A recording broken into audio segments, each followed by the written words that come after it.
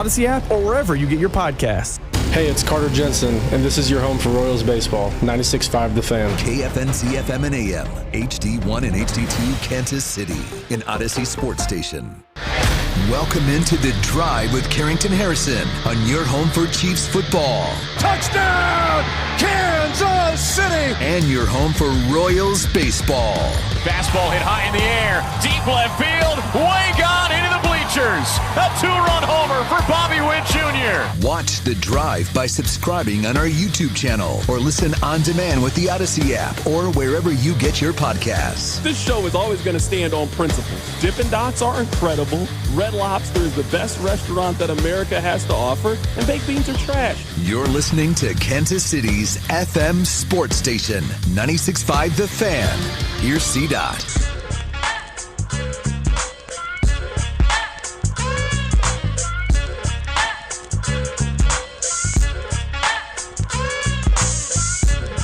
Let's do this. Another day, another dollar, another edition of The Drive. You were listening to The Drive on 96.5 The Fan, 96.5thefan.com, and also the Odyssey app. We have a lot to get into in today's show. We have some World Cup tourism numbers that I want to get to.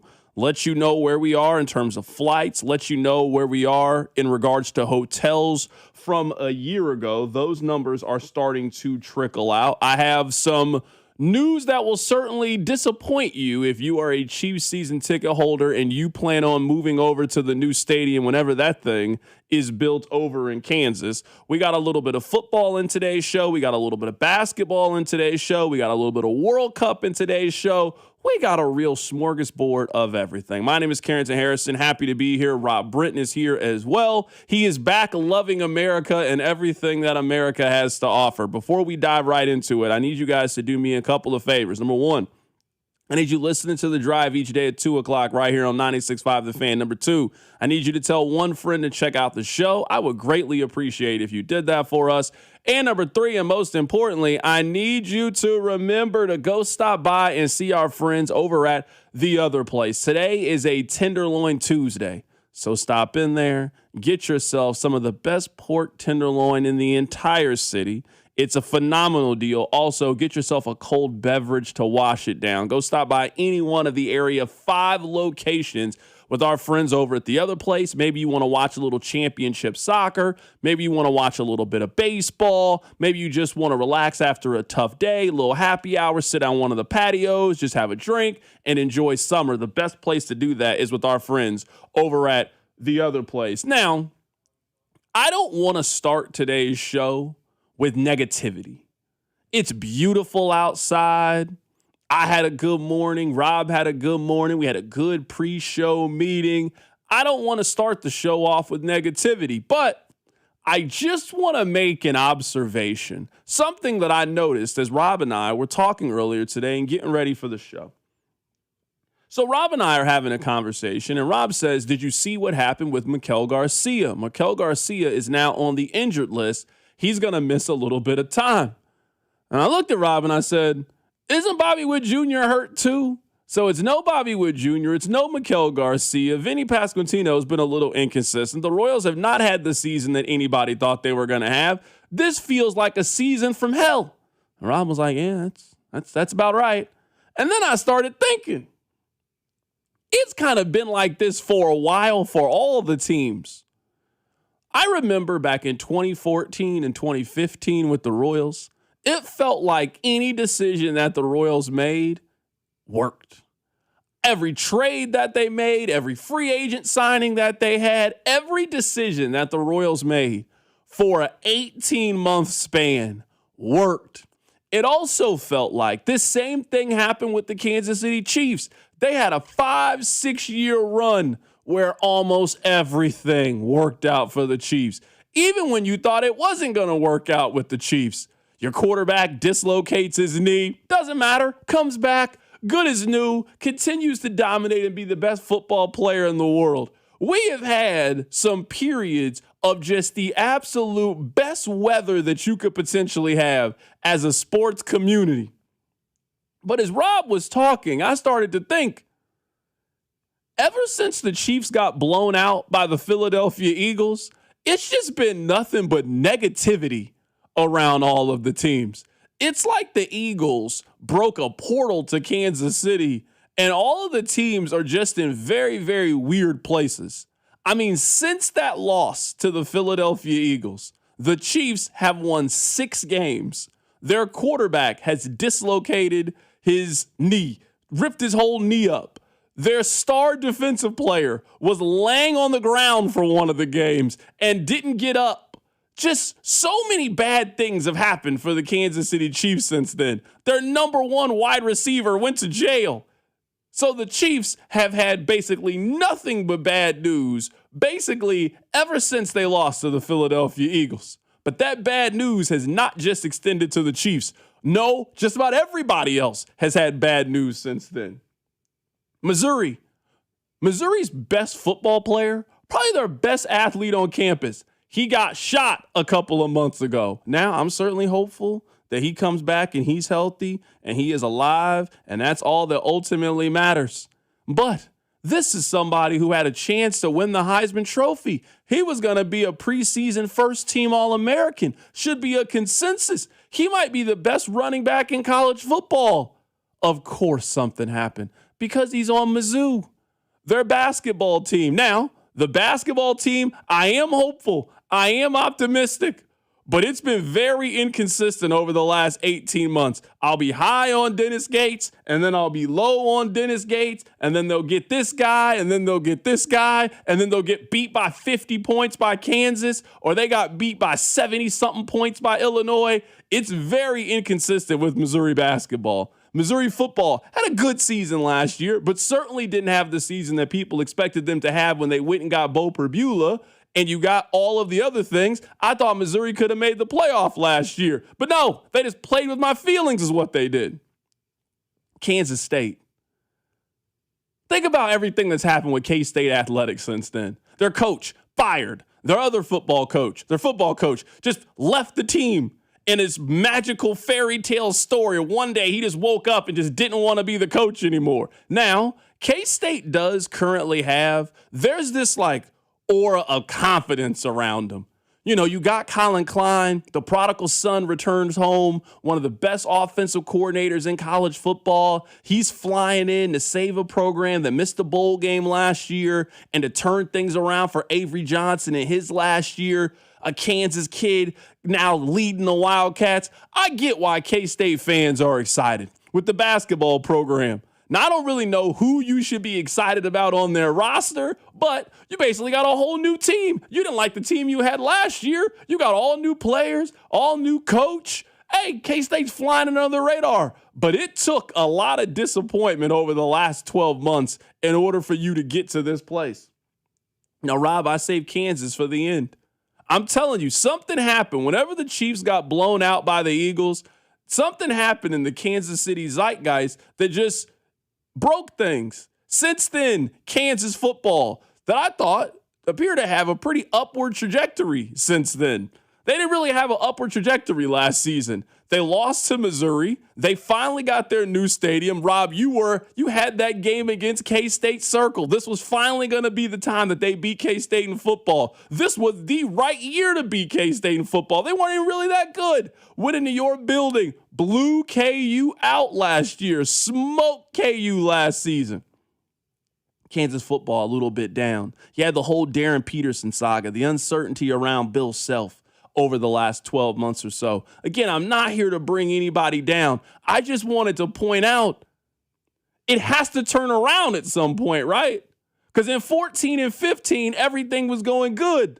But we all know what goes up must eventually come down. Then the Royals, they got bad for a really long time, but then they kind of turned things around for a little bit. The Chiefs, they've had moments of absolute you've been ecstatic about the Kansas City Chiefs. Then you get the 6th overall pick in the NFL draft. That's just kind of how things go. We have to be on the other side of this at some point, right? It's been a while since we've just had a very peaceful time on this show. Usually it's some nonsense going on. The Royals are the worst team in the American League. We got Darren Peterson to discuss. The Chiefs just couldn't figure it out last season, couldn't get things going. Their number one wide receiver was in jail. K-State's about to fire this guy. This coach resigns. This player gets shot. It's just been a lot of nonsense over the last 18 months or so. We have to come out on the other side. When you really think about it, the most positive story in Kansas City sports over the last 18 months, Rob, it's probably been the Kansas baseball team. And look how that season ended. They got their boots smoked at the crib. I just wanted to point that out for today's show, that even in the midst of all of this sunshine that we're having, it's been a beautiful summer so far. The World Cup, the first two games, they've been magnificent. For a lot of our favorite pro teams and college teams, it's actually been a lot of bad news for the most part over the last 18 months or so. You got to imagine that it turns around. Tyron Stokes has got to live up to the expectation. Missouri's going to win 9-10 games and have a legitimate chance at the college football playoff. Colin Klein is going to come in year one, be Big 12 Coach of the Year, and exceed everybody's expectations. K-State's going to make the NCAA tournament next year. The Chiefs are going to get back to dominating the AFC West. Mahomes is going to be good as new and gets back to playing like an MVP. That's the kind of season I would like, as we are kind of having a little bit of a reset here. The only team that's got things going on right now is the Royals, and things ain't really going that hot for the Royals. It's not at all, actually. We're about a month away from the Royals trading a significant piece, potentially, to try to shake some things up a little bit to position themselves for 2027. But for the most part, it's been the season for hell. It certainly was for the Chiefs, and it feels like it's that same way for the Royals as well. Coming up on the other side, you know what? I will be a lot more positive than I was during the Open. I want to give you guys some World Cup numbers. We'll do that next. Keep it right here. It's The Drive. The Drive with Carrington Harrison on Kansas City's only FM sports station, 96.5 The Fan. Hey, it's Rex here with Rex Buys KC. I get it. Selling your house can sometimes feel overwhelming or scary, right? I've seen it too many times. A homeowner thought they had a deal, only to have the buyer back out at the last minute. That's not how we do business at Rex Buys KC. I'm local, I know Kansas City, and I make sure every deal actually closes like it's supposed to. No hidden fees, no showings, no last-minute surprises, just a fair cash offer and a process you can count on. We buy homes in any condition and judgment-free. So whether your house needs repairs or you just want a fast, hassle-free sale, we can make it happen. If you want certainty, transparency, and someone local who actually delivers, call 816-330-6000 or visit rexbuyskc.com. Rex Buys KC, helping people make smart choices one home at a time. 816-330-6000 or rexbuyskc.com. America is turning 250 this year, and Circus Sports is celebrating by offering all users in Missouri $250. Dane Hughes here, and for everyone in Missouri, all you have to do is deposit $250 on your Circus Sports app. Then play through that deposit. Once you do, Circus Sports will reward you with $250 right in your account. This is available for everyone in Missouri, new and existing users. Celebrate 250 years and find out more at circusports.com today. Must be 21 or older in Missouri. Gambling problem, call 1-800-GAMBLER. Right, soccer fans, listen up. If you'd like a proper celebration, come on, you know where to go this summer. Gordon Ramsay Steak inside Harrah's Kansas City is the place to be. Now, we're talking beautiful marble cuts, cooked to absolute utter perfection, and flavors you can't get anywhere else. Stop settling for mediocre and let me help you. Come in, sit down, and let my team show you how to cook a proper steak. Now, 21 or older to gamble, know when to stop before you start. Gambling problem? Call 1-800-GAMBLER. Performance matters in intimate moments. Don't let ED ruin them. This is Jeff for Heartland Men's Health, and I want to assure you that if you're like the vast majority of guys, you don't have to suffer with ED anymore. In fact, you might be pleasantly surprised at how the right treatments could positively impact your love life. At Heartland Men's Health, our advanced medical therapies go far beyond pills. We have treatments that are effective in well over 90% of cases, and we offer specific and combinative treatments that can dramatically enhance both your performance and your stamina. You could even last up to an hour or more and bring a far greater level of intimacy to both you and the one you love, perhaps performing like you haven't in years. So call us today and find out why our advanced treatment strategies offer so much more. Your first visit is just $99 and gets you blood work, a medical consult, and if medically advised, a test dose. And if that test dose doesn't work in the office, your visit is free. Call 844-447-6600 or go to heartlandmenshealth.com. Heartland Men's Health, advanced medical science to improve men's lives. So, you're ready to propose, huh? Yeah, man. She's definitely the one. What are we thinking about the ring? I got my wife's at Hellsberg. I couldn't recommend a better jeweler. I could use some help with that. Man, go to Hellsberg. I had no idea how many details you need to consider. Did you know you can get a natural or lab-grown diamond? I didn't. Figure out what she wants. Trust me, they'll make it happen. Start your story with Hellsberg. Shop in store or at hellsberg.com.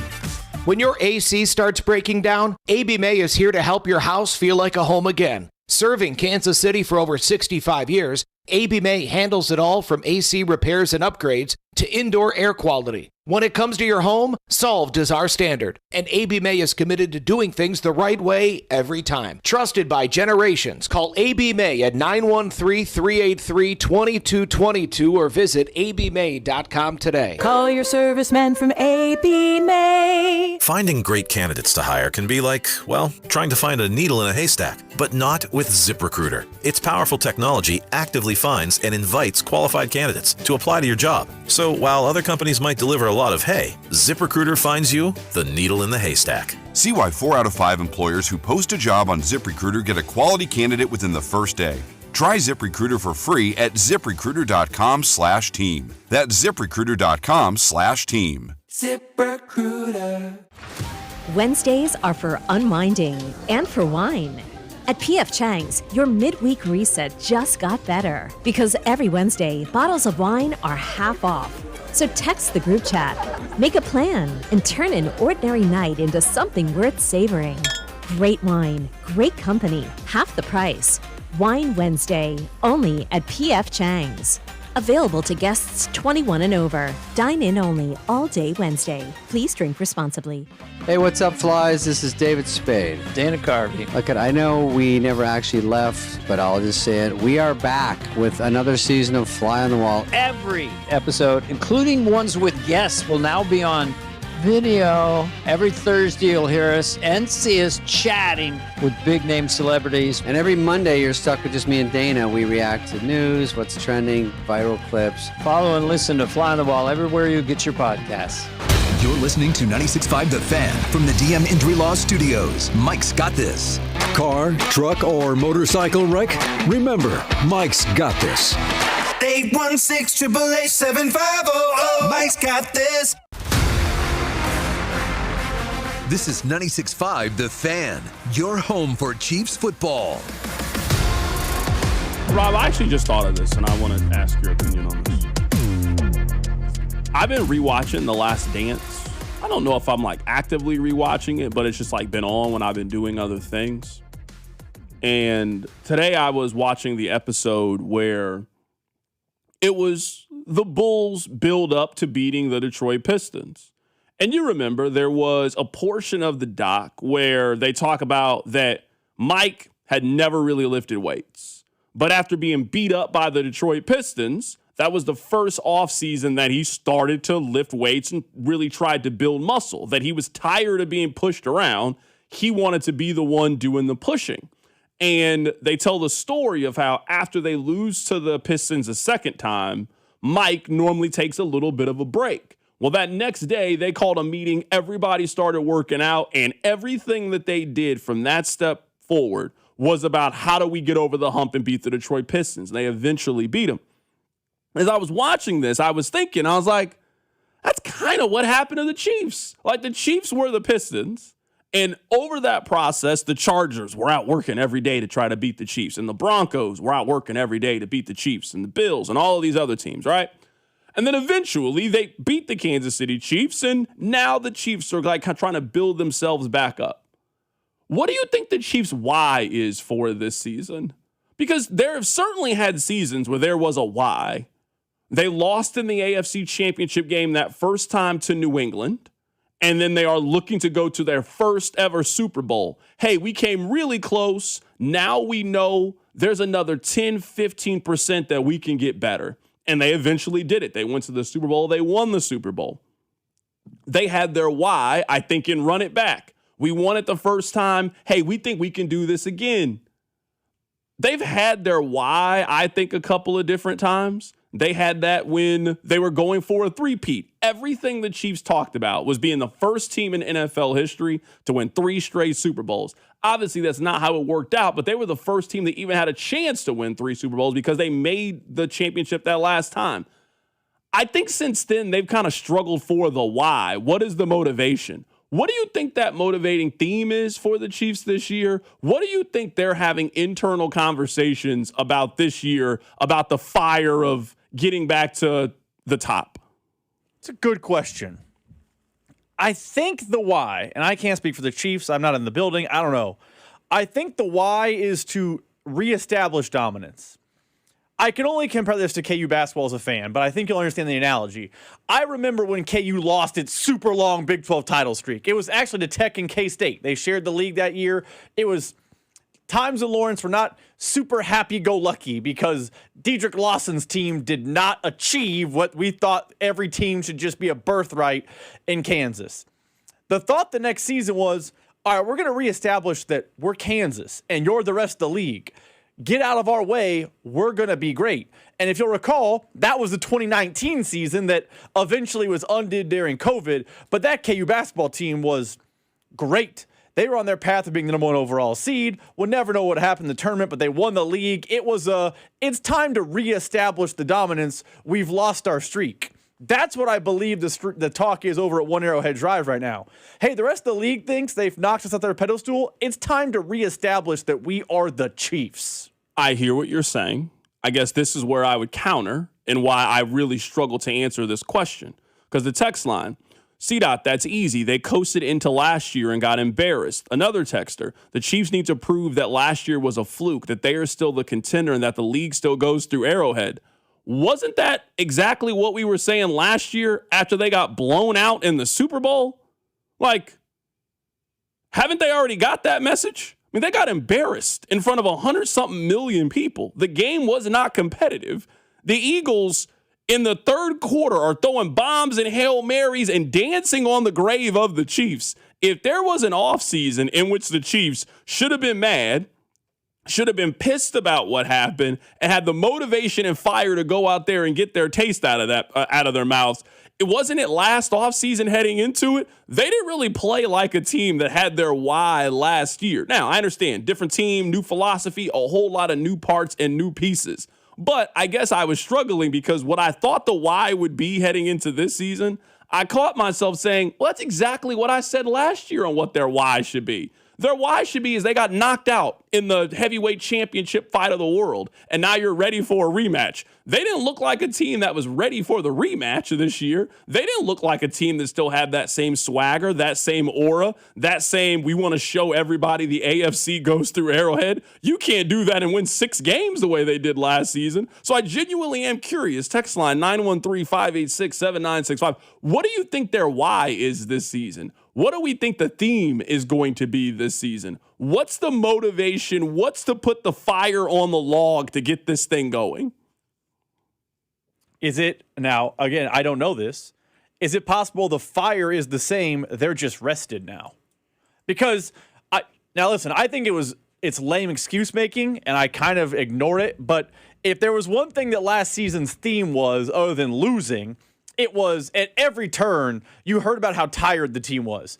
They had just played all those games. They were going from back to back to back. So they played more games than the other team. They had the shortest off seasons in back to back to back years. They had all that. They were an aging team. And then remember, they had all the travel snafu. They had the weird weeks. They had all sorts of issues.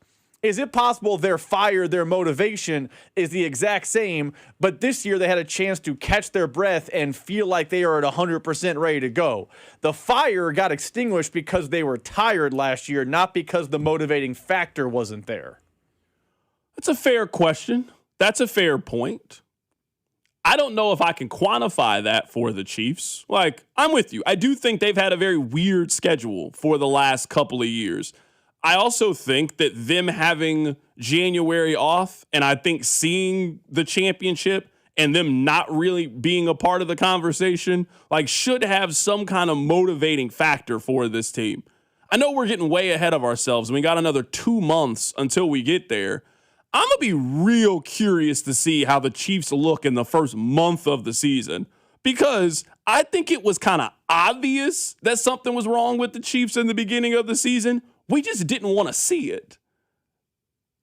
It was obvious in Brazil that the Chiefs were not the same dominant lap everybody. But it was like, oh, well, Xavier Worthy, how can they do it? Oh, Rashee Rice isn't there. Well, of course. Like, we treated those first 4 or 5 games where the Chiefs didn't look good, we treated them like they just didn't count, like they just didn't matter, like they weren't a part of the standings, and that the real season didn't start until week 6, week 7. And then when week 6, week 7 got here, the Chiefs looked exactly how they looked through the first, and then it kind of hit us like, oh, maybe this team's not good.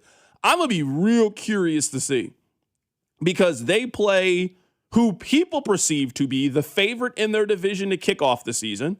They play a Colts team that I have no clue about the Colts. You could tell me they win 11 games. You could tell me they win 6 games. I wouldn't be really surprised at either outcome for the Colts. And then you got 2 games against 2 teams that I don't know many people that think are going to be good. I don't know many people that think the Raiders are going to be good. I don't know many people that think the Dolphins are going to be good. The old Chiefs would be 3-1 after the end of the first 4 weeks of the season. There is not any version of the Chiefs we have seen with Patrick Mahomes outside of last year's team that would not be at least 3-1 heading into their bye week. If you want to show me that the old Chiefs are back and that they are real contenders and we can start talking about them of being a team that can win the AFC, you got to start doing some old Chiefs kind of stuff.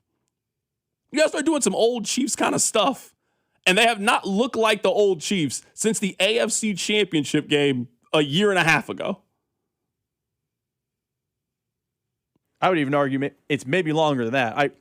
Maybe I'm using our show as a bad barometer, but I remember during that season, me and you were like, something feels off. This doesn't feel like the Chiefs of old. They just kept winning and winning and winning. They haven't felt like the old Chiefs since they went to Buffalo for that playoff game. I know they beat the Ravens the week later, but it hasn't felt like the Chiefs that will rip your heart out and just take care of business in a long time. If that's not a motivation for this team, I don't know what will be. Let me ask you this, and I want to get to the World Cup stuff that I teased, but I just thought of this and I want to have the conversation. Do you think that Patrick's injury in some ways could be a motivating factor? Like, I only bring it up by this. Usually, if you see your leader working as hard as we believe that Pat is working to be there, that kind of sets the tone for everybody. Like, I understand the Chiefs were the champion. The Chiefs were really outside for the last couple of years or so. And I'm not mad at them for doing that. Hey, it's your offseason. But when you're the champion, you're doing a whole lot of stuff. Kind of like what the Knicks are doing right now. Jalen Brunson's writing children's books, and they're doing this thing. They're showing up at this thing. Like, the Chiefs were very visible for the last 3 years or so. Other than Travis Kelce, who's really been visible on this team? And the only reason Kelce's being visible is because of who he's being married to. But outside of that, has Pat really been doing a lot of outdoor activities? Have you been seeing him at this thing and this thing and this thing? You haven't really seen him do a lot of these things. Is anybody else doing something? Like, I do wonder if, A, there is a shame attached to it. Like, you aren't the toast of the town anymore. Everybody's not talking about you and heaping praise on you. You're not going to be the unanimous favorite the way that you usually are. And I wonder, because Pat is, like, you can't really be doing a whole lot if you're recovering from a torn ACL. And I think it's just forced Pat to be in the gym and just, my only focus is doing everything I can to get back on the field. I do wonder if that energy now is just spread throughout the rest of the team. Hey, if Pat is working like this to be ready for week 1, we also need to be working to be ready for week 1. Pat's been a little bit out. He was been in some World Cup matches. He's been in some stuff. But yeah, nobody's saying you got to stay in the house. It's all been local, though. For sure. You remember there for a while. He was sitting courtside at the NBA Finals. They were going to the USO. They were, and again, it's cool. Hey, you're live your life. It is your off season. He wasn't at Coachella this year. He wasn't at the Met Gala this year. They weren't doing a lot of the stuff that they've been usually doing in the off season, which it makes sense. You're not the toast of the league anymore the way that you were a couple of years ago. Let me ask you this, because I do think that can be a motivating factor. Our leader is going through a gruesome injury and recovery, and he's there every day. But is everyone following that lead? Because I would say the one player we talk about on this show the most this offseason hasn't been there, hasn't followed that lead. can't stay out of the news. Do you think everyone is following his lead, or is it like 51 guys are following Pat and Rashee Rice is kind of a lone wolf doing the wrong things? Or are there more people doing the wrong things than we're aware of and we're just not seeing it because we're so hyper-focused on Pat? I will say this, and I do want to move on from this to get to the World Cup. You can never erase what the Chiefs have accomplished. You won 3 Super Bowls. You've been to 5 of them. Nobody is saying like you are starting from the beginning. Man, this is the first time that it feels like a lot of individual Chiefs have something to prove. It also is the first time in a while that them as a collective have something to prove. Pat, despite being the best player in the league, despite being the best quarterback, hey, you gotta come back from this injury. We've been talking a lot about you being there for week 1. Well, you got to put in the work to physically be on the field for week 1. Kenneth Walker, he won Super Bowl MVP for a team, and they did not seem very interested in him coming back. I'm not saying they were right or wrong for that opinion, but if you were as good as Kenneth Walker was last year for Seattle, they seem to move on from you very, very quickly. Andy Reid, a lot of people now question your scheme. And if the game has passed you by, despite you playing in 3 of the last 4 Super Bowls, people now question whether or not you can still make this thing work. Travis Kelce, hey, if this is going to be your last year, don't you want to go out with a bang?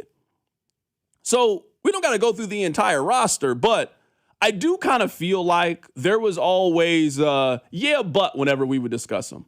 You know, hey, something's wrong with the offense. Yeah, but they just won. Yeah, but they keep winning their division.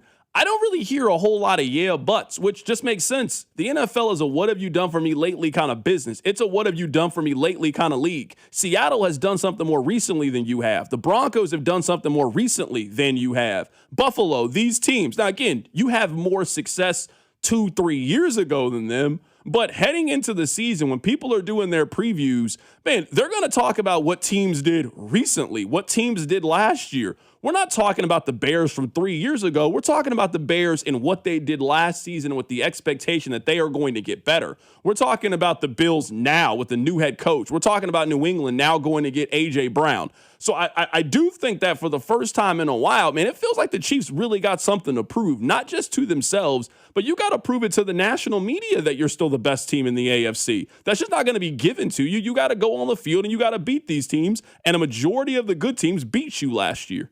I would say all the good teams beat you last year. Like, name the good team the Chiefs beat last year. So that is my point, circling back to the start of this conversation. I think it is their why is it's time to reassert dominance, because there was a time where it didn't matter if you were the best, the worst, or in between. You didn't beat the Chiefs. Now it's like, if you're good, you can get this team, and if you're bad, maybe on the right day, you can get them as well. Text line 913-586-7965. I was watching The Last Dance, and I was watching an episode, and it was mainly about Jordan and beating the Pistons and just the climb up the hill to beat the Pistons. And it just got me thinking, like, Jordan was like clearly telling you his why. I hadn't won a championship yet. This team had the championship. They were sitting in my spot. I was going to do everything I could to eventually go take it. And eventually he took it, and he had it for a very, very long time.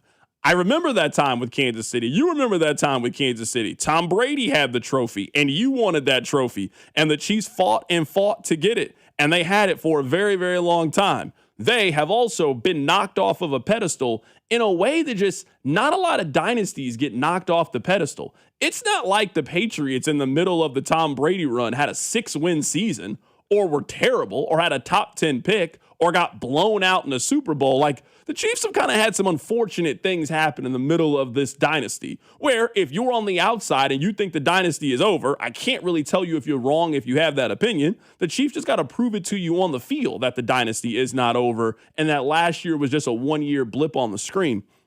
So this is from the Kansas City Business Journal, Rob. The headline says that Kansas City has seen modest flight booking gains during the World Cup, but hotel rates have largely stayed the same. So we are starting to get some early numbers from the World Cup. Flights are up 5.3% from where they were last year at this time. Hotel rates are slightly down than where they were last year as well. This seems to me to be in line with, I think, what we have seen. Rob, I'm not patting myself on the back for this, but you remember a couple of weeks ago, we were talking about what do you expect? And I said I thought it would be like a big Chiefs game or when there's like a big concert at Arrowhead. Like when the Eras Tour was here, it was noticeable that the Eras Tour was here. You could not avoid that the Eras Tour were here. People were in town specifically because they wanted to see that. This to me seems to be in line. There are definitely more people in Kansas City than there usually are. There are definitely more tourists around town than there usually is. But flights only slightly being up and hotel rates largely being the same seems to me to be in line with what I think we're seeing. It is not some massive 400,000, 500,000 new people that are here, but you can tell that there's a major event going on in Kansas City and will be going on for the next couple of weeks. What will be interesting over time is that is what we've seen so far. Is that going to continue? Because if it's up 5% on June 23rd, and because they have matches next week, it's up 5% on June 30th from regular. And it's also up 5% on the 3rd of July. And it's up 5% on the 11th of July because they have matches. Over the time, does that mean over the 4 weeks where the World Cup was in Kansas City, there was actually a 20% boom? I don't know how that math's going to work out. But I think you're right. And we talked about it in the show yesterday. This feels like the Eras Tour. It's just like the Eras Tour has a bunch of different concerts in Kansas City over a 4-week stretch. You noticed on that Tuesday Argentina was in town. That Monday, Tuesday, you felt it. Saturday, you were out and about downtown. You felt there was a World Cup match in town. There was something going on. The World Cup Fan Fest opened early. You felt it. I think you're going to feel it a lot on Thursday with the Netherlands and the march and the whole thing. I think you're starting to see, you feel it on individual moments. I think but you not also over the feel it stretch. once we get closer to there's a game around the 4th of July. I think it will be noticeable that there are more people here. And if we end up getting the matchup that everybody has been anticipating, if it's Lionel Messi against Cristiano Ronaldo at Arrowhead on July 11th, it will be very noticeable that a major event is in Kansas City. There is no getting around it. That will be the biggest sporting event to ever be at Arrowhead Stadium. Other than AFC Championship games, if you get a single elimination game in what could be the last World Cup from those two individuals, that is by far and away the biggest event to ever be at Arrowhead. It will be noticeable that a major sporting event is here. So here's part of the story from the Kansas City Business Journal. On June 17th, that was the second busiest day in KCI history. There were almost nearly 23,500 people who were screened through the security arena. Just 185 people short of the busiest day that they have ever had. And that was the day before the Argentina match, right? You said the 18th, 17th? Yeah, June 17th was the second busiest day that they had. The busiest day that MCI has ever had was May 18th of last year. I don't know why that would have been. What was happening last May? I'm sure the text line knows. Remember something. It's a great question. What would have been last I don't May? know why May 18th of last year was the busiest day that KCI has ever had, but that is what they released in a public statement. So that's before the Messi match. I agree with you. I think the city will feel it. I think the numbers will reflect it. If you get Ronaldo versus Messi, it is going to be different in this city. And by the way, not breaking news, Portugal winning today opens up that opportunity to come through. Because if they win their group and take care of business, and Argentina wins their group and takes care of business, Messi versus Ronaldo, the city will be different on that Saturday than anything I think we've ever experienced in town. It's a tournament. A lot of things can break wrong or right, but that's going to be the day you really notice it. I also did know this. I scrolled down a little bit. The top 3 airlines at KCI are Southwest, Delta, then American, if you were wondering. I miss Spirit. Can we bring Spirit back? I think Spirit didn't make it. No, I know Spirit didn't make it. I just don't know if we can bring it back.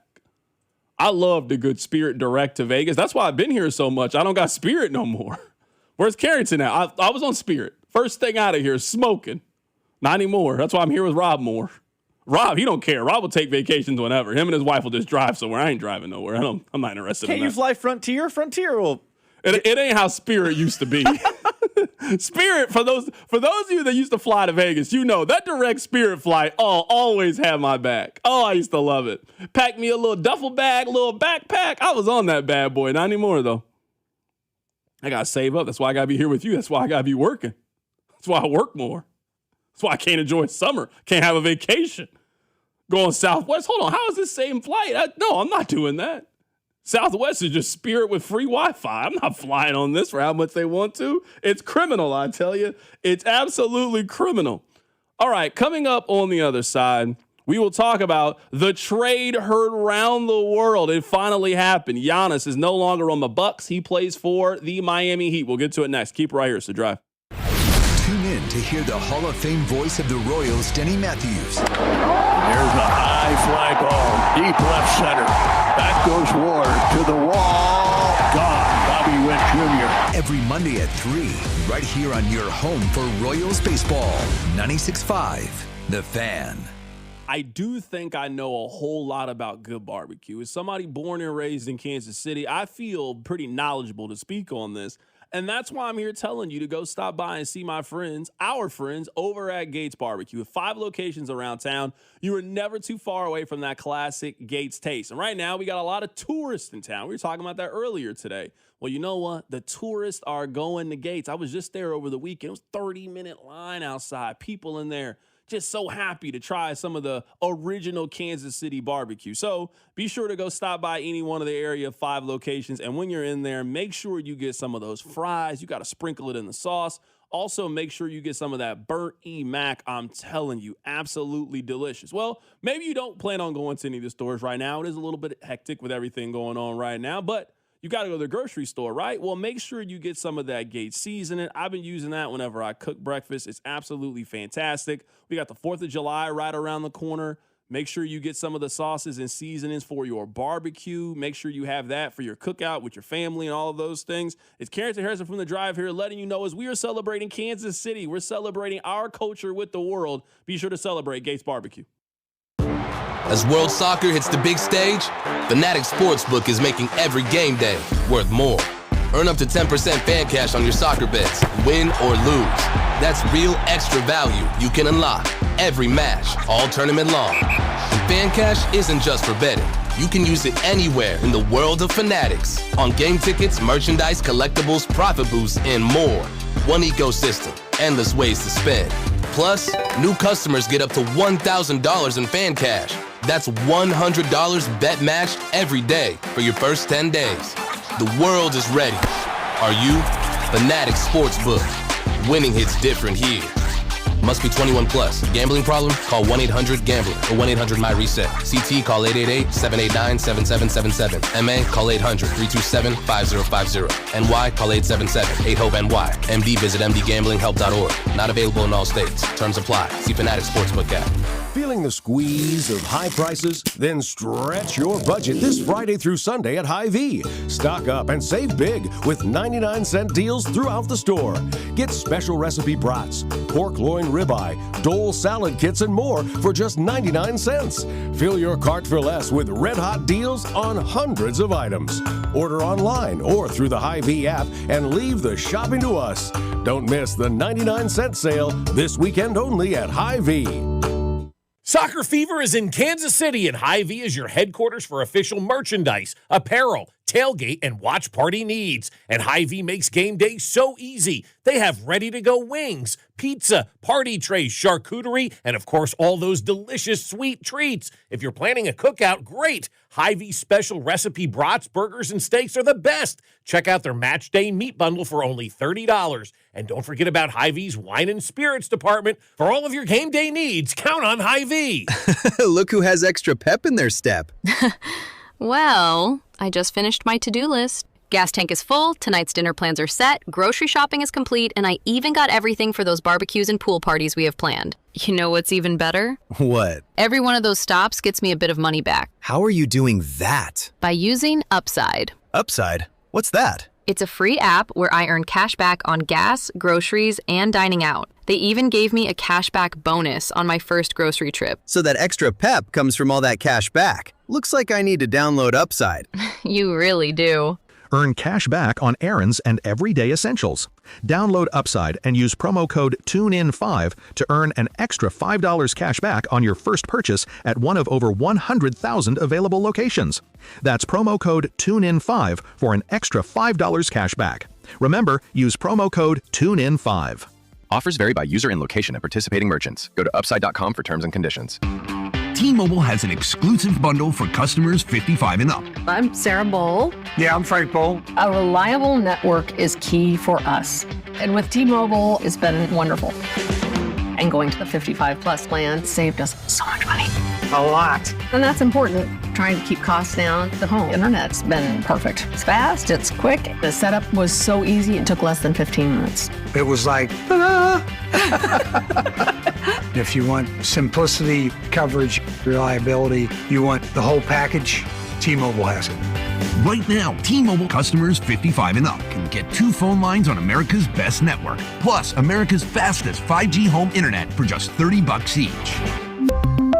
$30 per month each line with autopay plus taxes and fees. Minimum age 55. Pricing for home internet rely on 2 lines of Essentials Choice 55. $35 connection charge per line required. Best mobile network and fastest 5G home internet based on analysis by Ookla of Speed Test Intelligence data 2H 2025. All rights reserved.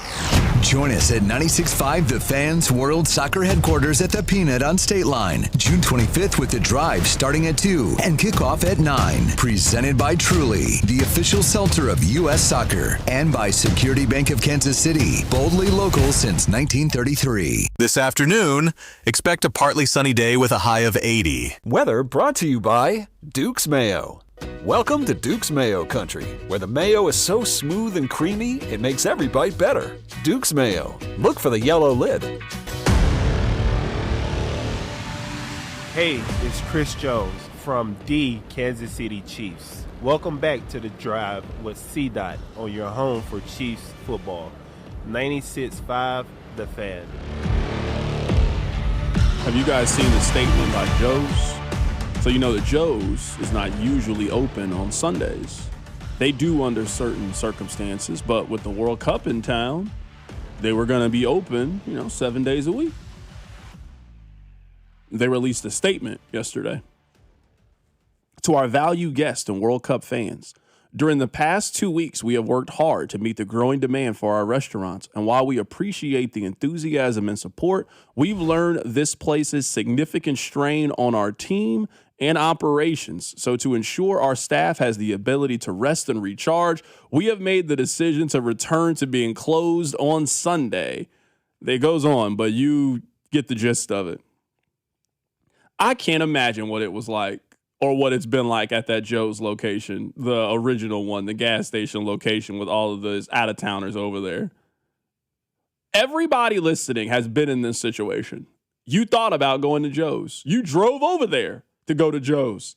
And Rob, you know what you do? You start to peek over there and you try to see if the line is outside. And when you see the line outside, you know what you decide? Yeah, I'm not eating there today. I'm not eating there today. Some of you might park and get in the line. I'm not interested in parking and getting in the line. The food's good. It ain't that good. Not worth me standing in this line. Not when I know there's plenty of the barbecue places in this town that I can go right now. I don't got to deal with this. And I'll just come to Joe's another day. Right now, you can't be a local going to Joe's. It ain't for you right now. At least not that location. Maybe you got to go to one of those other locations. I've never been out there. I don't know what the crowd is out there. But if you're from out of town and you're telling somebody to go to Joe's, you're not telling them to go to the other ones. You're telling them to go to that one location. The gas station, the OG, the original. That's the one you got to go to. I can't imagine what that line looking like. The only line longer than that line is the line to get into heaven. You're not instantly getting in. You got to wait behind some other people. You got to answer some questions first before you can get in. That's how Joe's is too. I can only imagine. After 2 weeks, they was like, yeah, man, we can't do this no more. This is a bad idea they had over there. Rob, have you ever waited in that Joe's line? I mean, not the way that it looks recently, but yes, I've waited in the Joe's line. This is actually really good by Joe's. Like, the reason I'm talking about this, we're Team Gates over here, but I mean, I got love all the barbecue places. The reason more companies should see this. They saw the strain that this was putting on their workers and just decided, you know what? All money ain't good money.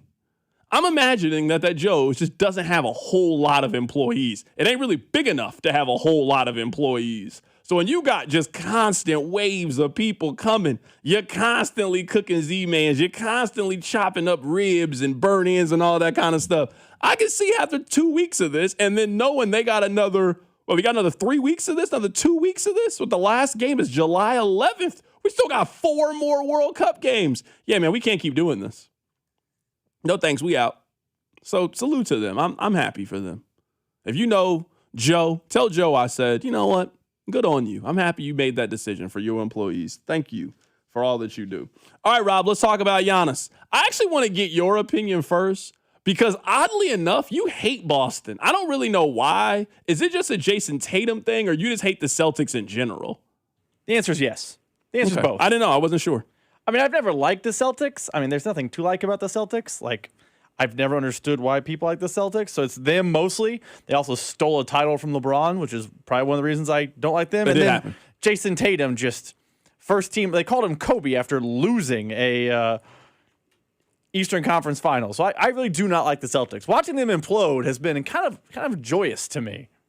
This is the thing that I guess confuses me a little bit about this trade. If I traded Giannis, I would just want a shiny thing. You know? Like, I would want a shiny thing. Like, for example, we just saw Myles Garrett get traded. Jared Verse is a shiny thing that you can touch and hold. He's a guy who can get double-digit sacks this year. You also have a future first-round pick. So you get a little bit for the future. You also get something now, something tangible, something that you can hold, something that can help you right now. They had a chance to get Jaylen Brown. Like, if you believe the reports, and I do believe the reports, he was offered. They wanted more. So it sounds to me like the Celtics offer was Jaylen Brown and 2 first-round picks. And Miami just came in, more picks, more pick swaps, more players, more this, more that. But this is the difference to me. And one team was willing to offer you $1, and the rest, everything else was just nickels and dimes. Who's the best player they got back in return? They traded Giannis for Tyler Hero and draft picks. That's what they got? Tyler Hero? Can you imagine if I told you 3 years ago that the Bucks were going to trade Giannis and the centerpiece of the deal was Tyler Hero and 2 unprotected picks 6 years from now and 8 years from now? You'd have told me I was nuts. That's what happened. I would have taken Jaylen Brown if I was them. I think Jaylen Brown was one of the 10 best players in the league last year. He's a legitimate first team, second team, all NBA kind of guy. In Milwaukee, he could average 25, 28 points next season. Like you would have had a chance of making the playoffs. Who are they making the playoffs with on this team? Like, this is to me them waving the white flag, and we know we're not going to be competitive. We're not going to try to operate in the gray. We're just going to be bad for the next couple of years, and we're going to hope that we can move on from some of these contracts. We hit on a couple of these draft picks, and we'll try to be good again in 4 or 5 seasons. I think this is a trade, and we talked about this in the office, and I'll say it here. I think every team lost in this trade. I think Boston lost because they didn't get Giannis, and they have a disgruntled superstar in Jaylen Brown. I don't think Jaylen Brown is like a problem. Like, I don't think he's Brandon Ayuk for a cross-sport comparison.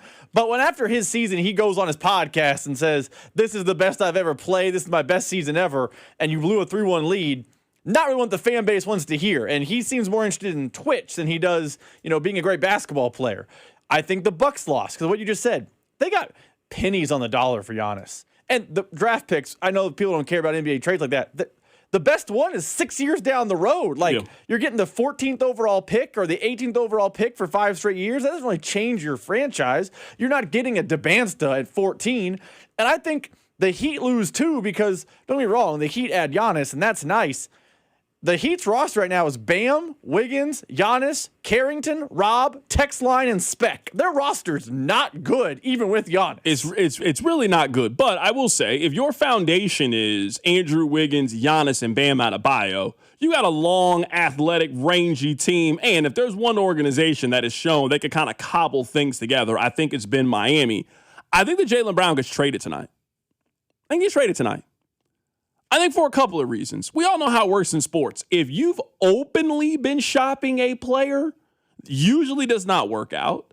I would also say on the flip side, Jaylen Brown realized what it was like to be a solo artist. It's hard to go back to being in a group. He was a number 2, at least a perceived number 2, for a very long time behind Jason Tatum.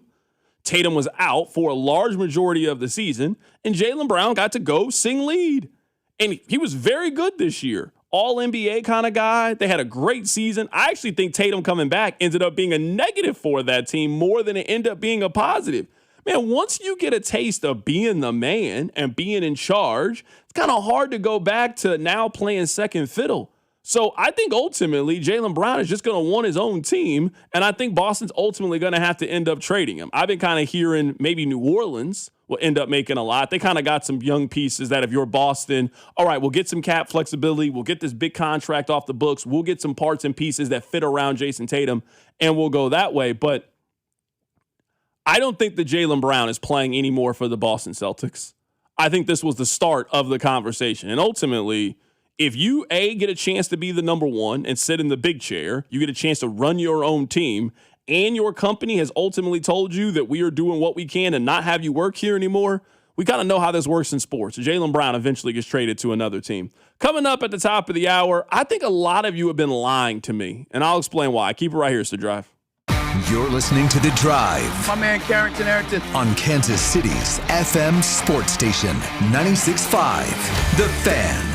When severe weather hits, tune in to 98.1 KMBZ for Operation Stormwatch. Brought to you by Century Roofing. Proudly voted the #1 roofing company in all of Kansas City. CenturyRoofingKC.com. On the biggest stage in the world, FanDuel is changing the game because sometimes your player gets subbed off, and that means your bet goes with them. Well, not anymore. With FanDuel Super Sub, if your player is subbed out, your bet stays in. That's right.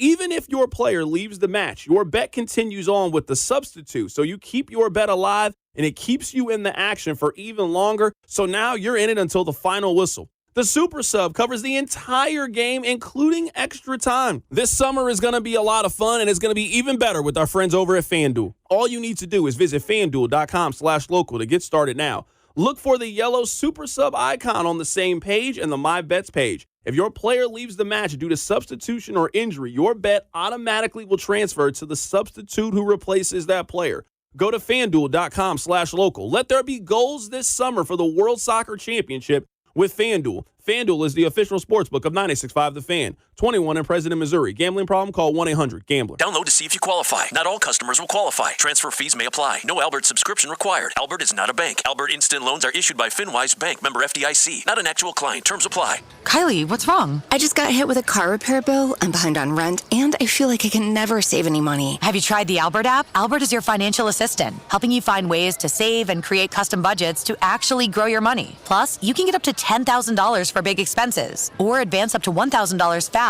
when you need cash right away. Albert can get me up to $10,000? Exactly. Albert spots you in a pinch and helps you grow your money in the long run. I'm downloading Albert right now. Download the Albert app and use promo code GAIN to borrow up to $10,000 for whatever you need. The Albert app helps you budget better and save more money so you reach your financial goals faster. Download the Albert app right now and use promo code GAIN to borrow up to $10,000. Use code GAIN to borrow up to $10,000. And Doug. There's nowhere I wouldn't go to help someone customize and save on car insurance with Liberty Mutual, even if it means sitting front row at a comedy show. Hey everyone, check out this guy and his bird. What is this, your first date? Oh, no. We help people customize and save on car insurance with Liberty Mutual together. We're married. Me to a human, him to a bird. Yeah, the bird looks out of your league anyways. Get a quote at libertymutual.com or with your local agent. Liberty, liberty, liberty, liberty.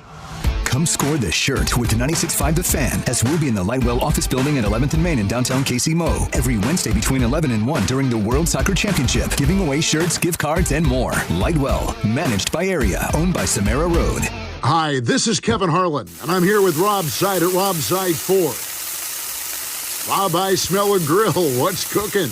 Kevin, the grills are fired up. And so are the deals. Right now at Rob Seid Ford, it's the Ford Employee Pricing Sales Event with the best deals we've had in the past 12 months. Now that's saying something. What are we talking? Employee pricing on virtually every new Ford on our lot, plus even more dealer discounts on top. So how hot do these deals get? Up to $17,500 off brand new F-150s at Rob Seid Ford, plus huge savings on Expedition, Explorer, Bronco Sport, Bronco, and more. Wow, that's 5 alarm hot. Exactly. And unlike Kevin's Burgers, these deals are coming out juicy. All right. I walked into that one. Shop Rob Seid Ford, Kansas City's top-rated Ford store on Google. 4.8 stars and nearly 3,500 reviews. Rob Seid Ford, 135th and State Line, or robseid.com. Buy right, Rob Seid. When you've got real work to do, Metal Supermarkets will help you get it done fast. With a huge variety of metals in stock, we can help no matter what job comes your way. And all it takes is a few clicks. We make buying metal online easy so you can spend less time shopping and more time getting things done. Metal Supermarkets, the convenience stores for metal. Place an order online today at metalsupermarkets.com.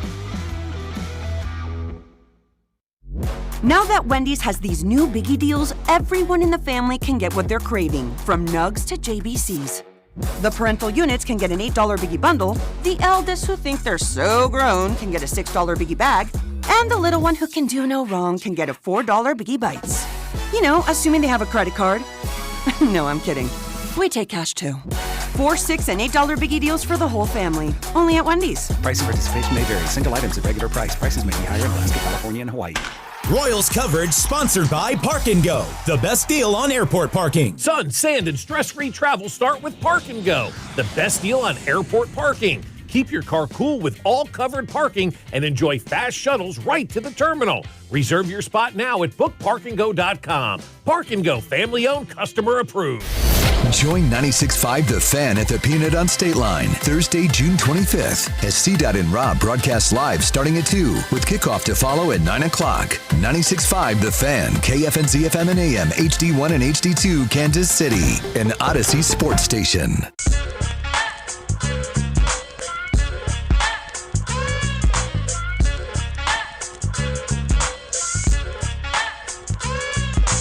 Sometimes on this show, we dive outside of the world of sports. Sometimes we talk about fun things. Sometimes we talk about serious things. Sometimes it's local. Sometimes it's national. You know, it's a combination of a bunch of different things. I remember very vividly about a year ago, maybe it was 2 years ago, we were having a debate on whether or not you should tip your barber. And I remember that my stance was a very simple one. It's your barbershop. It's your time. It's your haircut. Whatever you think a haircut is worth, charge that amount. And then it's up to the consumer to agree on whether or not they think that's a fair price and pay for the haircut. But I'm not giving you a tip every time you cut my hair. That seems like nonsense to me. I'm not really in the business of tipping the Uber driver. Wait, you've signed up to drive Uber. I agree to sign up for the fare at this price. I mean, I don't need us to be buddy-buddy and have some conversation. Like, I'm cool if we don't talk. You have agreed to pick me up. I have agreed to pay this much for the ride.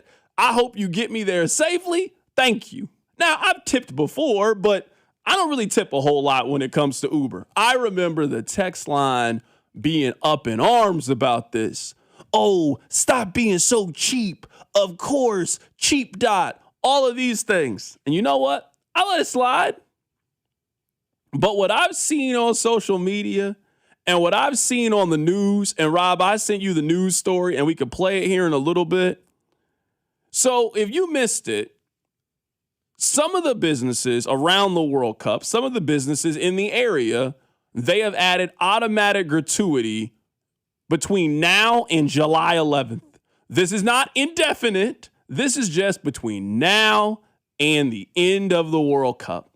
And they are doing this because tipping kind of really an American thing. Now, I don't argue with you. If your stance is that these businesses and these companies should pay employees more so we don't have to tip, I would agree with you. What you're saying makes a lot of sense. But unfortunately, that's not the America that we have. So I got to live with the actual real world. And the real world is when you sit down to eat and it's a good experience, it's a good meal, all of those things, you are supposed to tip somewhere between 18 to 22%, I think is a very, very fair tip. Well, they have been making a mandate of it and automatically including it. And boy, let me tell you, the people on social media, they have been pissed about it. They have been pissed so much that Manny's, that's probably the most popular Mexican restaurant in Kansas City, certainly on the short list of most popular, They got rid of the automatic gratuity because so many people were complaining about the automatic gratuity. Hey, some of y'all been lying about tipping, man. I saw one, it went viral last week. This woman was complaining about an automatic, it was $5.20 at Q39. $5.20. Now, mind you, she took a picture of the receipt. There were two people who sat down. They only ordered one entree, so they clearly split the entree. They didn't order a drink or anything else. All they did was split an entree at Q39 and then complain to the management about a $5 tip. Hey, man, come on now. I don't want to make it seem like I'm out here rolling in dough. I mean, I'm doing all right. I'm doing fine. I'll be damned if you catch me complaining to management about $5, bro. Rob, I feel lied to. Because anytime we have these tipping conversations, you would think that everybody tips 20%. You would think that everybody tips 25, 30%. What I've learned in this World Cup and seeing so many people complain about now it being forced for you to tip 20%, I'm seeing way more people start complaining to management. I'm seeing way more people ask that this get taken off of the bill. It's just for another 3 weeks. I don't mind tipping the 20%. It is what it is. I knew this when I signed up to go eat. But obviously, with the amount of it and how a lot of these companies are now starting to dial back on it, a lot of people have been complaining about tipping that 20%. It's crazy to me, the amount of complaints I've seen about this on social media. Now, maybe the restaurants, the city, whomever didn't do a good enough job of getting the word out. Maybe it falls on us, the media. We didn't do a good enough job of getting the word out. It is built into your bill now because other cultures don't tip. But you would think this added 20% gratuity, which you're gonna pay anyway, that's what the tip is. No, but I guess what I'm saying is I don't think that these people were ever tipping the 20%. I don't think they ever were planning on doing it. Now, I saw one, it was 24%. It was 24%, which just seems, but I think we have seen. Now, we've seen this in very serious examples we don't got to get into, but anytime you try to force Americans to do something, even if it's something they were already going to do or should do, they will fight back at every single turn. Like I'm seeing on the text line, CDOT, point blank, it's the employer's job to play the employees. If I decide I tip, I will. You won't make me do anything. Again, that's not the American restaurant system that we have set up. Yes, I would love it if the people at IHOP got paid more. Yes, I would love it if the people at Waffle House got paid more. Yes, I would love it if the people at your favorite restaurant made more money. Of course, why would I be against this? But again, that's not the system that we have set up. The system that we have set up is you do a good job serving, I give you a little extra because I appreciate the work and the service that you did. I don't really have any problem with that system. That system works fine for me. I also see, and you've seen this, Rob, people also expect to get the hookup when they go places. One of the best ways to get the hookup is to go to a place and be a good tipper. That's normally how you get treated better. I just think a lot of people lie about this. I just feel like saying you're a good tipper is just one of the things that people like to say because it makes them feel good about themselves. Oh, yeah, I'm a good tipper. Oh, we're going to do automatic 20%. Oh, you can't make me do that. What? Like right here, CDOT, adding the World Cup fee and auto gratuity is not cool. It's not adding both. Like, read the receipt. It's just automatic 20%, just like if you went with a group of people. We all have signed up to that system, right? If you go out to eat with 17 people, no, we're not leaving your tip up to chance. It tells you right there, hey, we charging you a gratuity. Now, if you want to leave extra money on top of that, that's certainly your choice. But I think we all understand if you go to eat with a group of people, they're going to automatically tip the 20%. And if you don't want to tip in addition to that, you don't have to tip in addition to that. We are way too old to not know how restaurants work. We know this. Again, I just think people are complaining because everybody nobody walks around with the badge of them being a bad tipper. Nobody wants to be known as a bad tipper. Everybody wants to have the label of being a good tipper until it's actually time to tip. And then when you go to 1587 prime, and then you see how much 20% actually is on that bill, you start doing a little mental math. Hey, I mean, they didn't really do that much. Then you start making these decisions with yourself and tipping a little bit less. It is. I agree with everything you're saying. It's just astonishing to me the amount of people who don't understand that World Cup fee is just gratuity. It's the same. Yeah, it's all it is. I also think we were starting to see that a little bit with. Now, it doesn't do this at every restaurant. Have you ever been at a restaurant where they like scan and they flip the little tablet toward you? Most people see what 20% actually is, and they get skittish and say no, and now they're frustrated that they're forced in 20%. I do think people are better tippers in talk than they are in action, and the World Cup has forced them to do it in action, and they have responded by asking for the manager, which is sick work. Wild to me. It's wild. Text line 913-586-7965. CDOT, you should have a problem with that system, and a tip should be extra, but the reality is it actually isn't extra. The language is the tip because they're severely underpaid. Come on, now have a backbone. Again, I always feel like in these situations, we just complain about how America operates. What other option or choice do we have? This is the system that we have. Again, I'm not telling you that it's right. Yes, I wish people in the restaurants, I wish they got paid more, but they don't. Somebody has to work in the restaurants because we like to go out and eat as a society. So people have signed up for a job that we all know pays them a very low wage. And how they make their money, how they can afford to live and do all the other things is through us. That is just the system that we have created. It was here long before I got here. It will be here long before I leave. So I understand that. And I also understand that when you go out to eat, because I enjoy this, because this is a hobby, I like to go out to eat to these restaurants, that part of being a good patron, part of being a good citizen is to tip the 20%. So there are some things that I don't like tipping for. For example, I don't really tip if I got to walk in and go get the food. Sure, I'll tip $1. But if I'm the one, if I call you on the phone to then place my order, I got to come up here to pick up the order. You don't walk it out to the car. I got to get up. Yeah, I'm giving you $1, maybe $2 at the absolute most. But you sit down to eat, I order appetizer, I ask you what's good on the menu. You tell me what's good on the menu. I'm sitting there. We're having a good conversation. And then at the end of it, hey, I understand that I got to tip you 20%. I'm cool with that, man. I'm fine with that.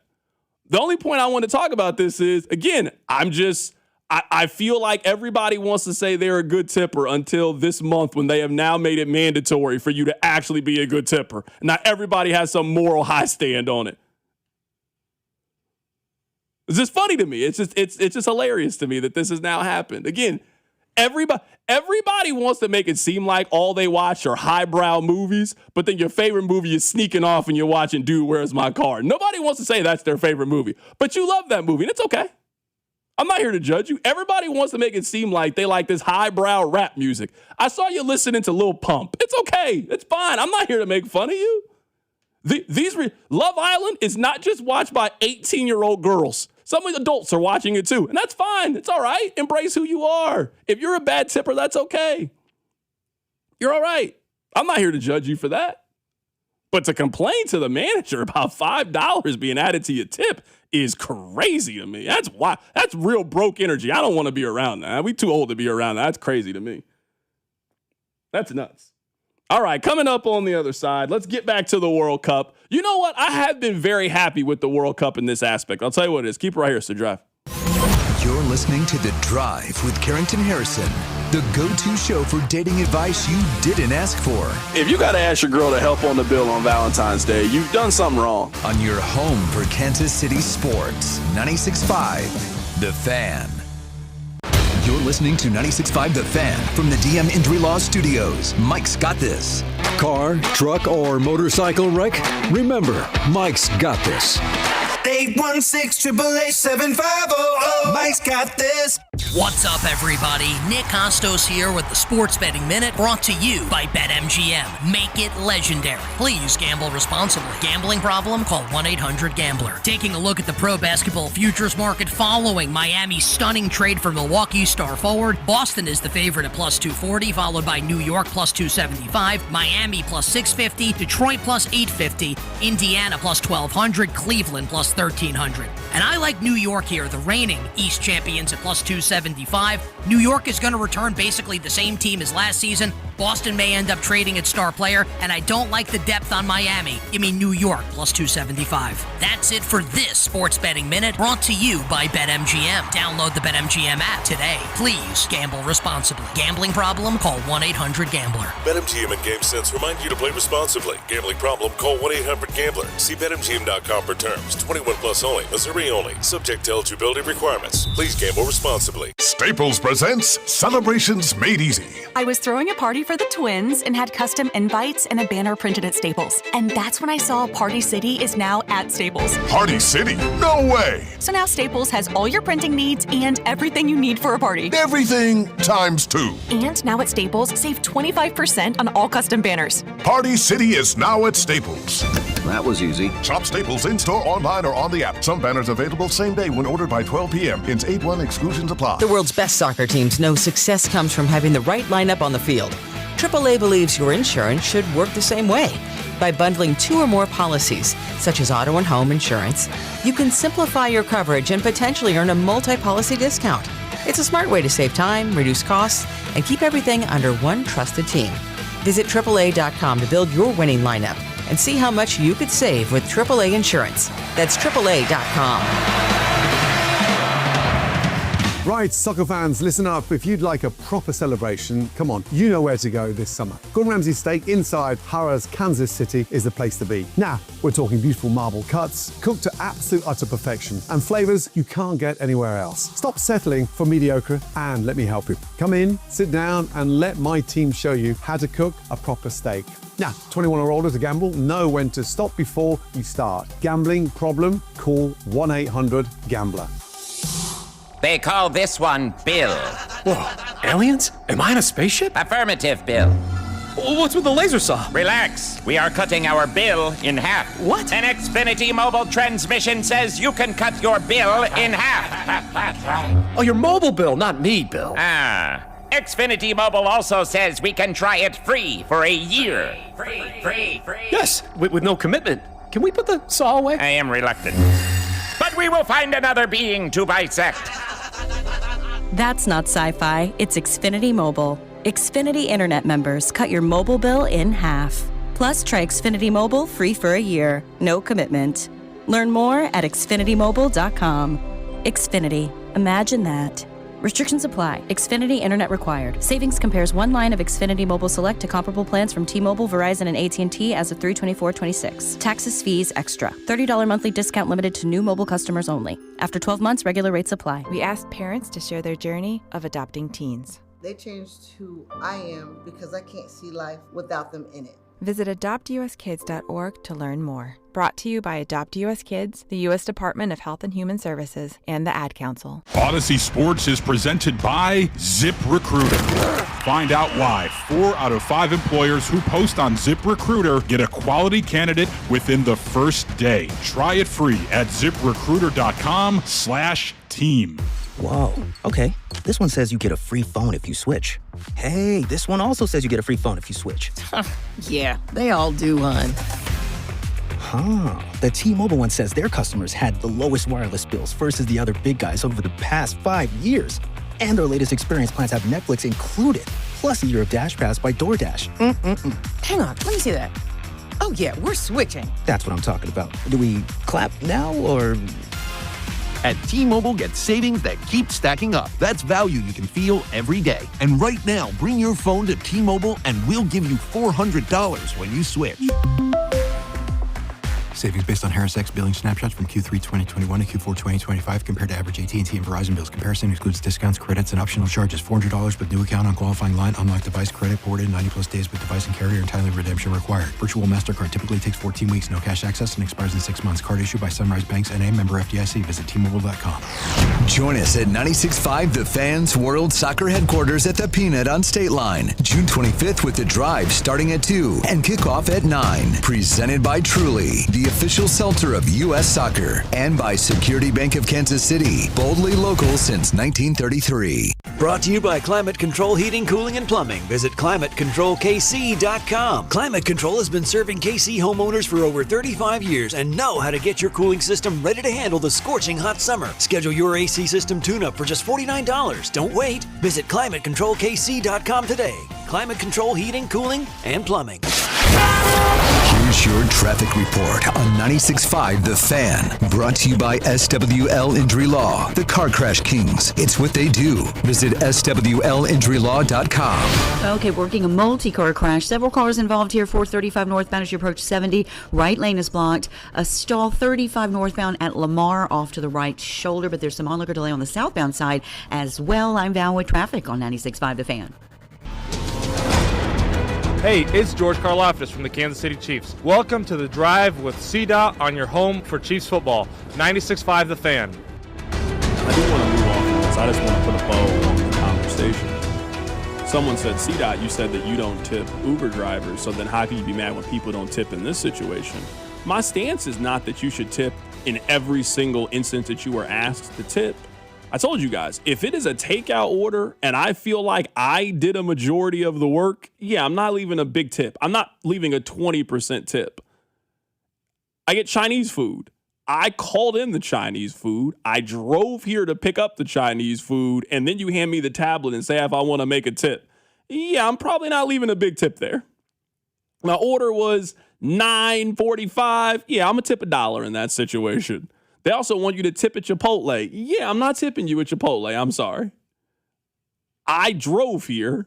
I then coached you on how to make my bowl. You handed it to me. Yeah, I'm not giving you a large tip in that scenario. That's not what we're talking about. That's not where the complaints are coming from in this. The complaints are from people going to sit-down restaurants, one like Manny's on Southwest Boulevard, one of the more popular restaurants in the city, and people asking that their 20% tip be removed. You know you can't do that. Here's the news story.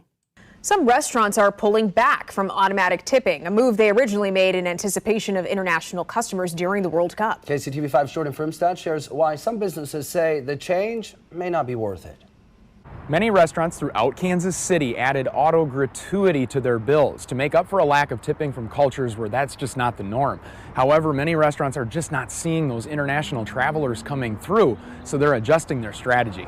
The negative context that's out there, I wish that would dial down a little bit.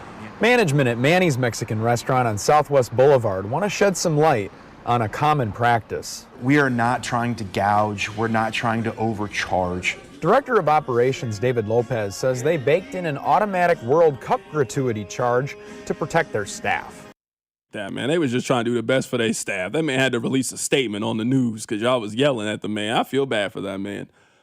This is where I want to end, Rob. Somebody says, CDOT, I'm a good tipper, but when I get poor service, I usually don't give a good tip. So how does the built-in gratuity work when you get bad service? Somebody else said something very, very similar. I don't mind tipping, but it's got to be merit-based. It's got to be based on you providing good service, and I don't feel like that always happens. I kind of feel like we are, I guess, over-accounting for how many times that you have a negative experience if you go eat. For example, let's say that you and your wife go out to eat 25 times. Now, sometimes I would say the service is just fair. I didn't eat a whole lot. Hey, you came over, you asked my order, I placed my order, you did a good job on the refills. I wouldn't say that it was exemplary service, but I also didn't need anything exemplary. Hey, I came in here, I knew exactly what I wanted, I ordered it, my food came out in a pretty prompt manner, it was good, I didn't tip, hey, that was cool. So I wouldn't say it was I wouldn't say it was bad, it was what it was supposed to be. I don't really have a whole lot of instances in which I go out and I think the service is just really, really bad. Where I'm like, this was a really bad experience. Yeah, of course it happens, right? But it's not a large percentage of time, mostly because the people know that their salary, the way that they feed their family, is largely based on them being just decent at this job. If you're a really bad server, I just got a feeling you're not going to be doing it for very long. You know, you're not going to get big tips. I don't really know if it's in your best interest to be bad at this, not for a prolonged period of time. So I feel like we're overselling the how many times you go out and get bad service. If you go out to eat 25 times, I would say less than 4 times you have a negative experience with your server. I would say more times than not, you would describe the service as just fine. And then we all have had a service person that was a really, really good suggestion, good personality, bubbly spirit. You're happy to give that person a tip. You really feel like that person went out of the way to earn the tip. It kind of highlights the top text right now on the text line. Person at Jack Stack warned us about the gratuity. They still did an excellent job, kept us in the loop, did good service. We gave a few bucks at the end. That's what it's supposed to be. This is built in as protection during the World Cup for you because other cultures are unaware of tip culture. And if you do that above and beyond, you're protected. If you do your regular job, you're protected. If you do a bad job, I don't know what to tell you. Maybe then you fight the bill. But I would agree with you. Of the 100 times me and my wife go out, 90% of the time the service is fine to good. It's a way outlier when it's bad. Yeah, it's fine. Like, I don't want to make it seem like every radio show we do is some knockout show. Some days we just have the shows just fine, There ain't a whole lot going on. I try to avoid the bad show days, but that's how I think it is as a server. Sometimes you go, it's just fine. Like, it didn't need to be great. I didn't need you to do anything. I've been here a bunch. I know exactly what I want to eat. You came over. I told you. I was running low on water. You were really good about filling up my water. I needed something. You got it for me. You remembered my order. I got it in a prompt manner. That's all worth me giving you the 20% I'm supposed to give you. I don't really have much of an issue with that. I really don't. All right, Rob, this is the thought process that I have with the World Cup. This is the on the pitch, not a food thing. I don't know much about soccer. I really don't. I don't know how many soccer players I could name.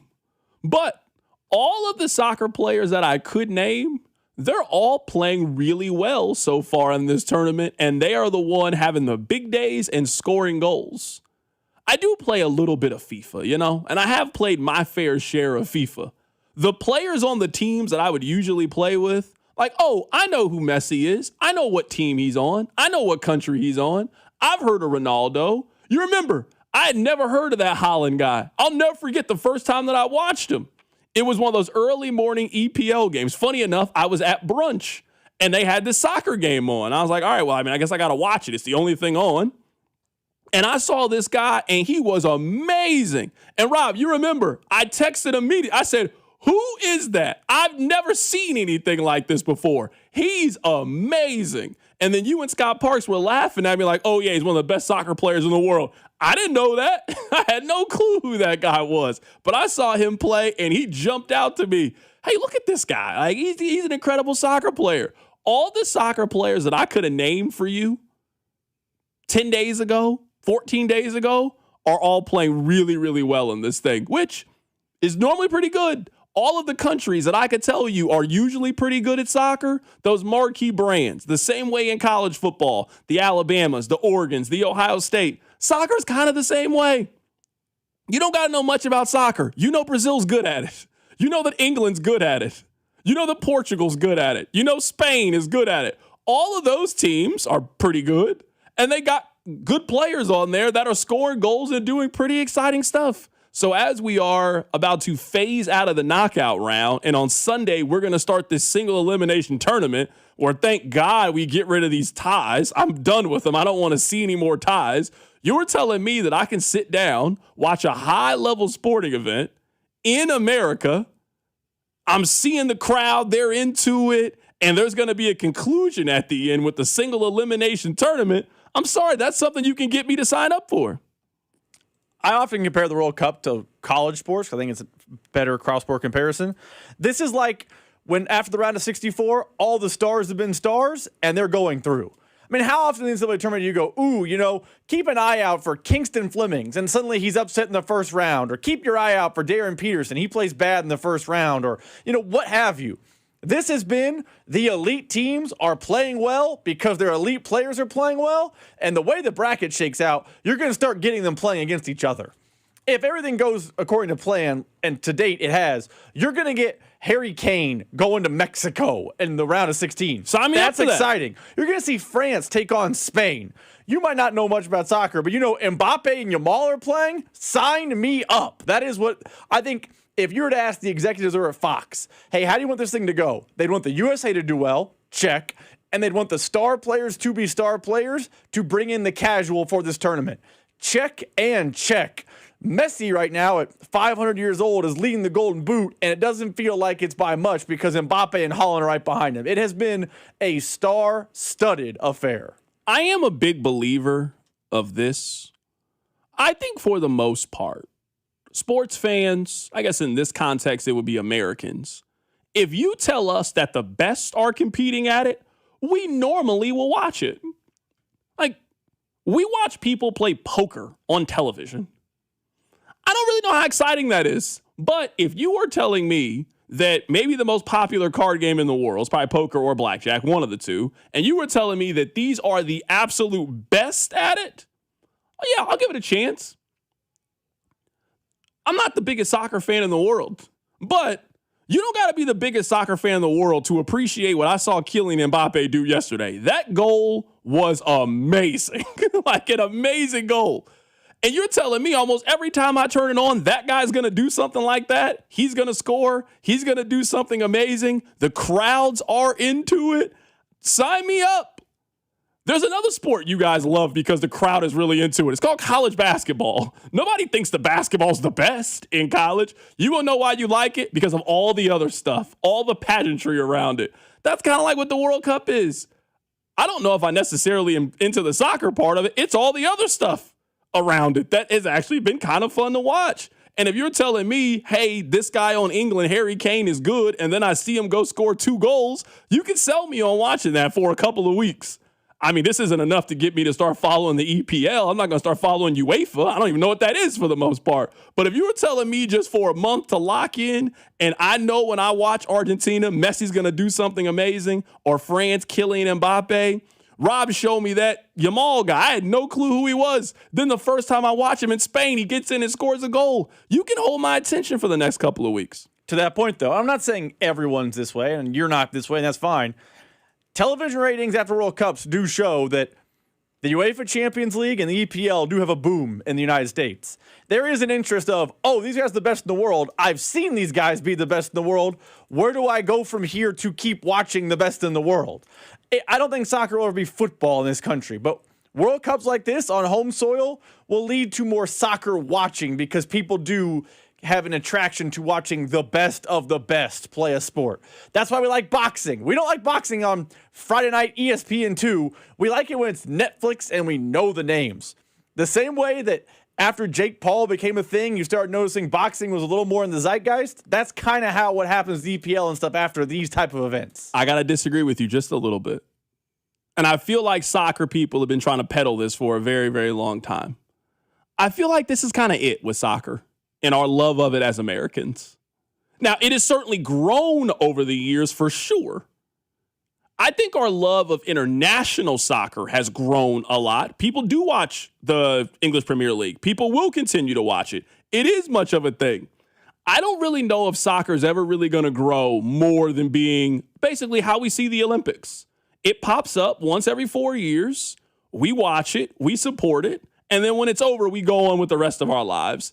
I think that football is too ingrained in our culture. I think that basketball is too ingrained. I think that baseball is too ingrained in our culture. And these things, like now, they just take up so much of your time. Football season never really stops. Basketball season stops for a very short period of time. Baseball goes on for a very long period of time. And then we like talking about what our teams are going to do in the offseason to get better for when they actually start playing games. I feel like this is it. I feel like this is a relationship that we all have had where you and this person know you're never going to be together. But hey, when you're together, it's fun. Hey, we're going to hang out. We're going to have a really good time. But eventually, I'm going to go back to my life and you're going to go back to your life. That's kind of what I feel like soccer is for a majority of us. So like I told you, I'm treating this just like the Olympics. We all, for 2 months, we love swimming. Rob, you have no interest in watching swimming on television. None. You will not watch it tomorrow. You don't even care if they tell you it's the World Championships. I'll wait till the Olympics come on. We all love curling. You are not watching curling today if it was on television. There's a reason why we only watch one eating competition. It's not like there's a bunch of eating competitions on TV all the time. We're only really interested in one. We are interested, I think we are interested in football and events. I think that's it. I don't really know if America is very interested in games anymore. That's why the baseball regular season doesn't work. That's why the basketball regular season doesn't work. We are not interested in games. Football has figured out a way to make everything feel like an event. Monday Night Football, Sunday Night Football, international games, Christmas. They have figured out events, and they just have a bunch of events. People watch basketball. When you tell people it's a big basketball game on, they were watching this college girl in Iowa they had never heard of before, but they built it up to be an event. You gotta watch her play. I don't know if we can ever build soccer up where we care about the games. I think we'll only care about the events, and the World Cup is an event. I think you're right in the MLS sense, but I do think you will see a rise in EPL television ratings. I bet when NBC or USA put out their, hey, it's week 1, Liverpool played Chelsea. We did the same thing with hockey about a year ago when they had that Four Nations thing. You remember everybody was like, oh my goodness, this hockey is so amazing. And they got 3.5 million people to watch the Stanley Cup and 23 million people watch the NBA Finals. We don't like hockey as a country, and that's okay. That's okay. Again, I'm not here to bash soccer. If you like soccer, that's great. I just don't think soccer is ever going to be mainstream. It's just going to be a niche sport, and that's perfectly fine with it. The people that love soccer will love it, and we have made it more accessible for you to be a soccer fan in America. That's fair. I just think one of the reasons why soccer has hit that ceiling you're referencing is because the best don't play here. And because of that, there is no interest in the domestic league. There is an interest in watching the best of the best. It's just, it's at 9 a.m. on a Saturday in the fall. It's not, oh man, I can go see it like you can the World Cup. Text line 913-586-7965. CDOT, comparing this to the Olympics is wild. Hosting this will have a prolonged effect. I would love to know what soccer people think the prolonged effect of this is going to be. Do we think that this energy carries over to the MLS? Do we think this energy carries over to more people are now going to watch the English Premier League? Do we think we see a non-World Cup game enter one of the top 100 sporting events in terms of like viewership? I was like, I feel like we've had this conversation about soccer so many times, and nobody can quantify to me what prolonged effect is. I feel like soccer has won. Look at Power and Light whenever the United States is playing soccer. People care. People are watching it. I just don't know if you can get that same energy over 12 months. Not the same way that people get for college football in this country, or the NFL, or the NBA, or baseball. So I feel like this is what soccer is. Soccer is just a niche sport in America. It's a popular niche sport for sure, but I don't know if it ever crosses over and goes mainstream in the way that soccer fans want it to. I think the prolonged effect, if the person is talking about, or what they're hoping is talking about, is more players gravitating toward the sport. Because I agree with you. I don't think on a random, May night, we're going to be at Power and Light because Sporting KC is playing St. Louis FC. I don't think that's ever happening. I don't think, the average fan is driving down to a watch party because, oh man, you got to watch. Barcelona is playing in this semifinals of Champions League and they got Arsenal. I got to watch. I just want to see it. I don't think you're going to get there, but I think to the texter's hope is that maybe a person right now watching soccer becomes interested in it and does it more than just kicking it around for the orange team and the orange slices, and maybe is like, oh, I enjoyed watching that, I will play it longer, and then the hope is it grows in the international level for the Americans to maybe not be a ceiling of the bracket has to break right every time we talk about this tournament. Do you know how much the average broadcast gets on the Apple TV for the MLS? Well, it's Apple TV, so they can I'm saying, I know it's a very, very small sample, and I'm not using this to like bash soccer, but do you? I do not know the number, no. Because a lot of people are saying the prolonged effect the last time was the creation of the MLS. Yes, I'm with you. It was the 90s. It was a sports boom. We were seeing a lot more money. And yes, it was time for an American sports league, and they have done a really good job at making the sports league work. They have a television deal right now where on average, their game gets about 120,000 unique viewers. Do we think that number magically spikes up? Do we think now, because of this new interest in soccer, do we think that ESPN is now interested in putting these games on? Because something tells me now that they are changing the schedule, and Rob, to my understanding, they're not going to put this on in the winter now? They're moving. Yes, that's a different problem for so them. I'm saying it's like they're putting these games on in the winter, right? So they're going to be going up against football games. There's no chance. What are we doing here? We know this. You guys are going to stop watching the NFL and start watching Major League Soccer? That's what you're telling me you're going to start doing? You're going to stop watching college football to start watching the MLS when they got games in November and December and the college football playoff is on?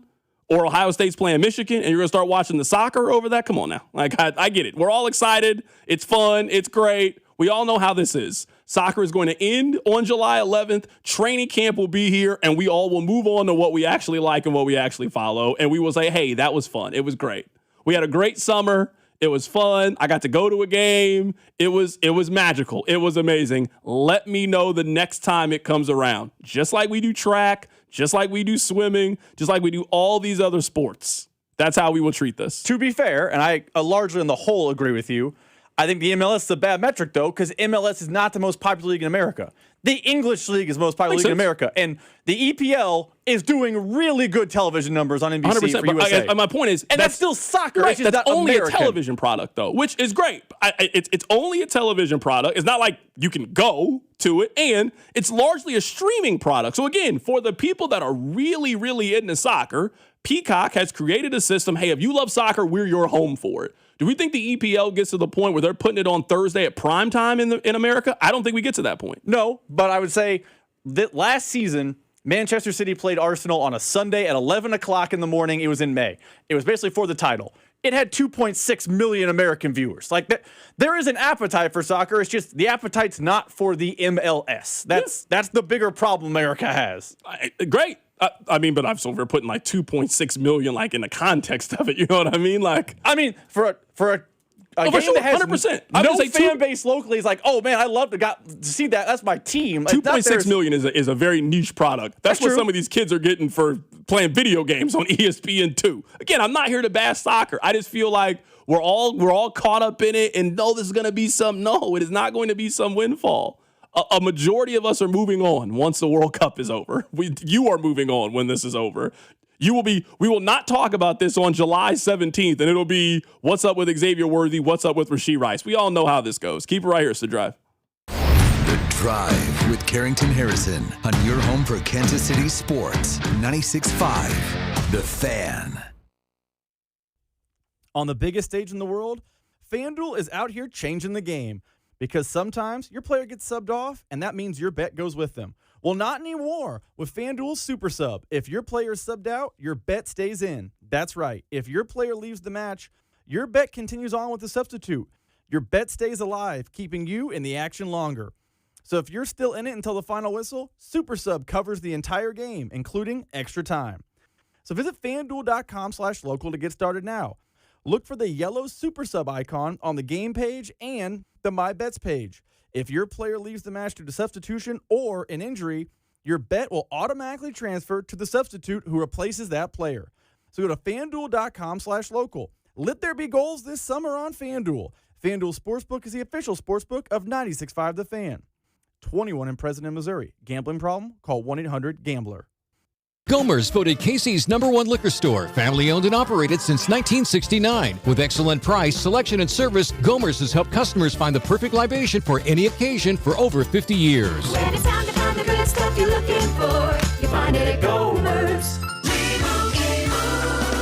And Doug. There's nowhere I wouldn't go to help someone customize and save on car insurance with Liberty Mutual, even if it means sitting front row at a comedy show. Hey everyone, check out this guy and his bird. What is this, your first date? Oh, no. We help people customize and save on car insurance with Liberty Mutual together. We're married.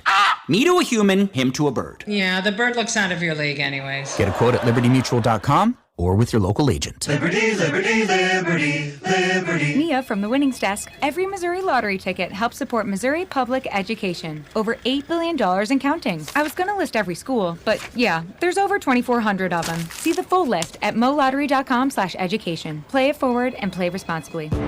As World Soccer hits the big stage, Fanatics Sportsbook is making every game day worth more. Earn up to 10% fan cash on your soccer bets, win or lose. That's real extra value you can unlock every match, all tournament long. And fan cash isn't just for betting. You can use it anywhere in the world of Fanatics. On game tickets, merchandise, collectibles, profit boosts, and more. One ecosystem, endless ways to spend. Plus, new customers get up to $1,000 in fan cash. That's $100 bet match every day for your first 10 days. The world is ready. Are you? Fanatics Sportsbook. Winning hits different here. Must be 21 plus. Gambling problem? Call 1-800-GAMBLER or 1-800-MY-RESET. CT, call 888-789-7777. MA, call 800-327-5050. NY, call 877-8-HOPE-NY. MD, visit mdgamblinghelp.org. Not available in all states. Terms apply. See Fanatic Sportsbook app. This summer, the Honey Pepper Pimento Chicken Sandwich and Pineapple Dragon Fruit and Sprite are back at Chick-fil-A. Let me tell you about the Pineapple Dragon Fruit and Sprite. It's bright, it's bubbly, it's back. The Honey Pepper Pimento Chicken Sandwich, it's so rich, and you can choose between the original or the spicy filet. Ooh, boy. And then you got those pickled jalapenos tucked right under the filet, and then just to top it all off, you've got a little honey drizzle right on top. Okay, now I'm a pimento fan. And I'm feeling the dragon fruit. Which fan favorite will you choose? Real customers paid for their testimonials. Straight Talk Wireless presents Pickup Truck Wisdom. If you're only good to your new friends, you're not going to have any old ones. Straight Talk gets it. That's why new and existing customers get free 5G phones on Verizon's 5G network. Pretty simple, really. You keep good people by being good people. Find us at straighttalk.com and Walmart. Straight Talk Wireless. Straightforward. Always. Taxes and fees apply. Plan purchase required for free phone offers. Copyright 2026 Verizon. The world's game at BetMGM is here. Bet on the soccer showdowns with 2-up early payout so that if you're up 2, BetMGM will pay you. That's right. Place a pre-game straight match results bet on any tournament game. If at any point your team is up by 2 goals, you'll instantly win your bet. Then enjoy BetMGM same-game parlays, daily promotions, player props, and so much more for the world's game. Don't miss your shot at an early win with 2-up early payout to get paid out if at any point your team is up by 2 goals. BetMGM and GameSense remind you to play responsibly. See BetMGM.com for terms. Must be 21 years of age or older. This promotional offer not available in Ontario, Pennsylvania, or Puerto Rico. Gambling problem? Call 1-800-GAMBLER or 1-800-MY-RESET. Available in the U.S. For New York, 877-8-HOPE-NY or text HOPE-NY 467-369. For Massachusetts, 1-800-327-5050. For Iowa, 1-800-BETS-OFF. For Puerto Rico, 1-800-981-0023. New and existing customer offer, subject to eligibility requirements. Additional terms and restrictions may apply. In partnership with Kansas Crossing Casino and Hotel, must be present in a state where it's legal to wager. Rob Sight Ford, KC's Ford volume leader and top rated on Google. 135th and State Line. Rob Sight Ford, your 2025 Ford volume leader. Top rated on Google with 4.8 stars and 3,000 plus reviews. The best selection, best prices, and Kansas City's best customer service. Visit Rob Sight Ford at 135th and State Line. Buy right, save big, and drive home a winner. Only at Rob Sight Ford. Come score the shirt with 96.5 The Fan, as we'll be in the Lightwell office building at 11th and Main in downtown KC Mo every Wednesday between 11 and 1 during the World Soccer Championship, giving away shirts, gift cards, and more. Lightwell, managed by Area, owned by Samara Road. Here's your traffic report on 96.5 The Fan. Brought to you by SWL Injury Law, the Car Crash Kings. It's what they do. Visit SWLinjurylaw.com. The multi-car crash still working. Right lane is blocked at 435 northbound and 70. Okay, continue on to a 2-car crash, 470 northbound as you approach 70 eastbound. Right lane blocked. I'm Val with traffic on 96.5 The Fan. This is your home for Kansas City sports. 96.5 The Fan.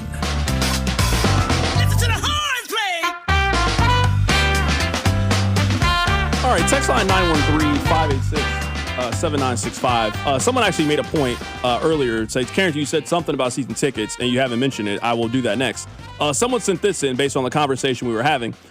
Baseball was the dominant sport in America for 80 to 90 years before football took over as the most favorite sport. I'm not saying soccer has a chance, but anything is possible.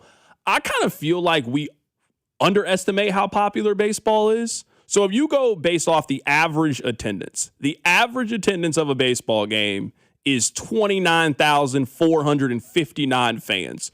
So Rob, let's just multiply that times 15, right? Every team is playing in a night. We know obviously some get more than that, some get less than that. Rob, that's about 500,000 people around the country go to a Major League Baseball game every night for 6 months. Baseball is still really, really popular. It is not the television draw that it used to be when we were coming up. But in terms of America's interest, and also I think it's very important to note, baseball really matters in some of the biggest cities in America. Baseball really matters in Los Angeles. It really matters in Chicago. It really matters in New York. It really matters in Boston. So yes, baseball maybe isn't at the height that it was in 1940, for example. But yeah, baseball is doing very, very well. for itself on a per night basis and people that are very, very interested and invested in it. The difference is we just don't have national baseball conversation. It just doesn't really work the way that it used to. I also heard somebody say this, Rob. You want to know when baseball started losing some of its grip? We used to have a hub of where we got our baseball information from. We got it from ESPN. If you're really into baseball now, where do you get baseball information from? Because if you're really into football, there's just a bunch of different places that we go. There's certain podcasts, there's certain television shows, there's certain things. Where do you go if you really like baseball now? And you want a national conversation, not just about your own one specific team. There's things for that, but to your point, there are far less of them than there are football other things. Like there's podcasts that just, like Jeff Passan has a podcast. So there's Buster Olney. It's just there aren't, it's not like 25 picked podcasts. Oh, for sure. That's what I'm saying. So like, on a weekend, around the country, 2.5 million people are attending a baseball game. Baseball's doing well. Baseball's doing pretty well for itself. All right, this was the thing I was going to mention about the season ticket holders, and I'm sorry I forgot this earlier in the show. We can just do it now. So the owner of the Buffalo Bills, they announced how much money they have gotten from personal seat licenses. So for those of you that don't know, because the Chiefs don't have this, but trust me, they are going to get it. That's the purpose of all of this. It is basically a cover. So let's say that you have season tickets for the Chiefs. You would then pay an amount to then have access to the season tickets. Now, what they offer you with that is for any event that comes there. Now, trust me, you don't get it for all the things, but for most of the things that get there, you will have a right of first refusal. So if Taylor Swift is going to perform, your PSL, they will offer you, hey, you own this seat, own, in question mark, or in quotations. You own this seat. Would you like to buy tickets at cost for the Eras Tour? You could say no, and then they'll sell it to the general public. So that's basically what it is. Now that we've got that out of the way, Rob, how much money do you want to think that they have invested, or how much money do you think the Bills have received just from personal seat licenses? So these are season ticket holders that have bought these PSLs for the Buffalo Bills, and they haven't even opened the stadium yet. So you're looking for the number of how much money do you think they have generated just off these personal seat licenses? It will blow your mind the amount of money that they have generated. It's going to be, I'm going to say $50 million. $263 million. Oh, this is coming to Arrowhead. 100%. Listen to this. So listen to this. The Bills got $850 million in tax dollars. $850 million in tax dollars to help build the stadium. They then raised another $263 million in personal seat licenses. That's not counting suites. That's not counting endorsements. That's not counting sponsorships. So these teams can talk about a public-private partnership, and they love to say that phrase. Yeah, they do. You guys' ability to, A, use tax dollars to build your stadium. You then are going to charge people a cover for the ability to buy season tickets. They still have to buy the tickets. This is like the cover that gets you into the bar. They're not buying you drinks once you get in there. No, you still got to pay for that stuff too. So you got to pay for the PSL, and you got to pay for the seats, and you got to renew that every year. Oh my goodness, they are just printing money. Absolutely printing money. If you think that the Chiefs are not about to implement to their new stadium, you're crazy.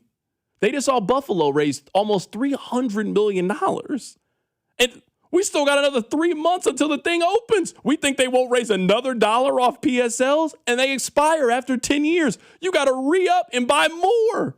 It's also worth noting Buffalo Stadium's not totally domed. So those PSLs probably don't include a WrestleMania, a Final Four, a December 21st Monster Jam. It's an outdoor venue. So if they're making that and they can't have those Super Bowl type events, oh boy, it's coming. Crazy amount of money. So no, I just wanted to share that with you. I mean, I'm not here to scare anybody, and I mean, hey, I understand business is going to move forward, but I'm just telling you that the Rams have personal seat licenses, the Raiders have personal seat licenses, the Bills have them, the Titans have them in their new stadium. You are fooling yourself if you don't think that this is coming to Arrowhead. They are absolutely about to get more of your money.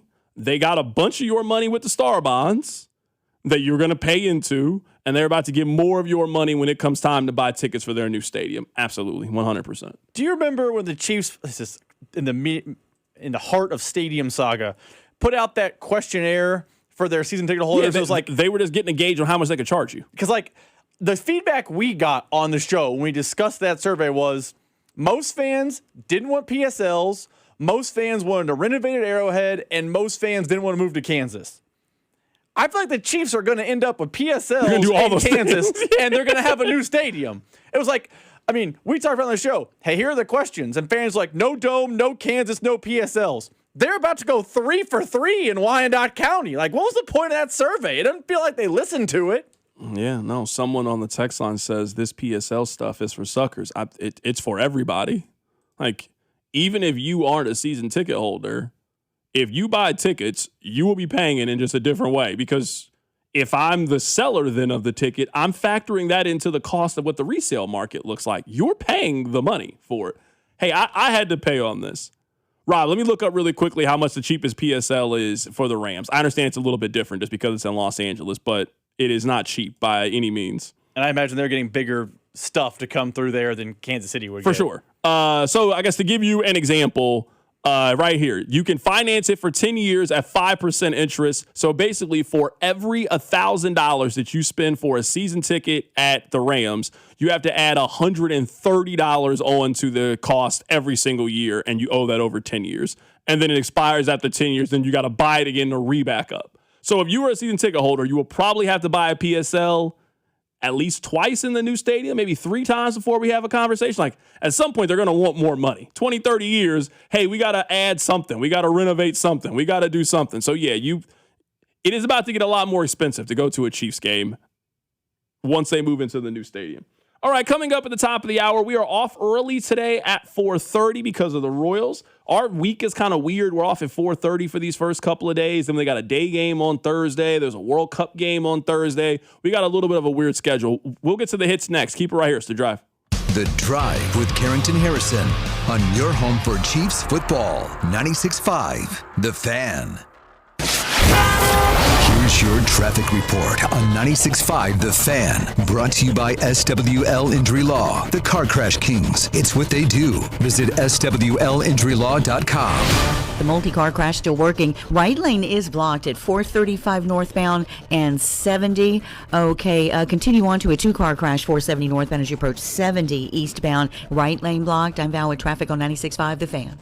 Well, it's Carrington Harrison from The Drive here. Let me ask you a couple of questions. Do you have poor sleep? What about low energy? How about brain fog, a reduced sex drive, weight gain, and workouts that just don't deliver like they used to? Well, the problem could be low testosterone. And the truth is, those testosterone levels can start declining as early as your 30s, 2 or 3% every single year. And before you know it, you just don't feel like the same man you did back in the day. Well, you don't have to accept this as just aging.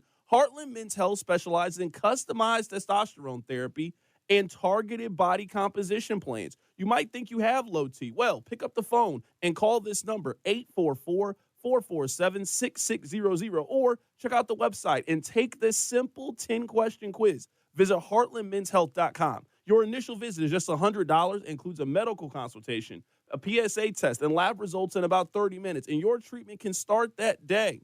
3 locations, Overland Park, Independence, North Kansas City. There's no need to wait. Go stop by and see my friends over at Heartland Men's Health.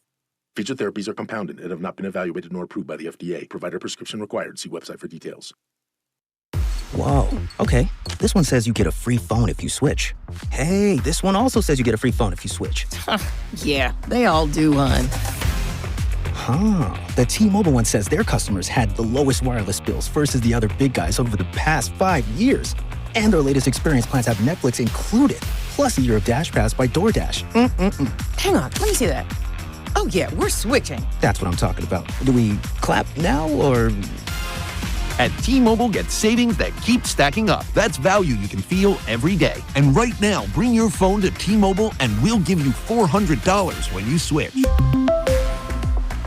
Savings based on Harris X billing snapshots from Q3 2021 to Q4 2025 compared to average AT&T and Verizon bills. Comparison excludes discounts, credits, and optional charges. $400 with new account on qualifying line. Unlock device credit ported 90-plus days with device and carrier. Entirely redemption required. Virtual MasterCard typically takes 14 weeks. No cash access and expires in 6 months. Card issued by Sunrise Banks N.A. member FDIC. Visit T-Mobile.com. What's up, everybody? Nick Costos here with the Sports Betting Minute, brought to you by BetMGM. Make it legendary. Please gamble responsibly. Gambling problem? Call 1-800-GAMBLER. Taking a look at the pro basketball futures market following Miami's stunning trade for Milwaukee star forward. Boston is the favorite at plus 240, followed by New York plus 275, Miami plus 650, Detroit plus 850, Indiana plus 1200, Cleveland plus 1300. And I like New York here, the reigning East champions at plus 275. New York is going to return basically the same team as last season. Boston may end up trading its star player, and I don't like the depth on Miami. Give me New York plus 275. That's it for this Sports Betting Minute, brought to you by BetMGM. Download the BetMGM app today. Please gamble responsibly. Gambling problem? Call 1-800-GAMBLER. BetMGM and GameSense remind you to play responsibly. Gambling problem? Call 1-800-GAMBLER. See BetMGM.com for terms. 21 plus only. Missouri only. Subject to eligibility requirements. Please gamble responsibly. Whoa, okay. This one says you get a free phone if you switch. Hey, this one also says you get a free phone if you switch. Yeah, they all do, hon. Huh. The T-Mobile one says their customers had the lowest wireless bills versus the other big guys over the past 5 years. And their latest experience plans have Netflix included, plus a year of Dash Pass by DoorDash. Hang on, let me see that. Oh, yeah, we're switching. That's what I'm talking about. Do we clap now or... At T-Mobile, get savings that keep stacking up. That's value you can feel every day. And right now, bring your phone to T-Mobile and we'll give you $400 when you switch.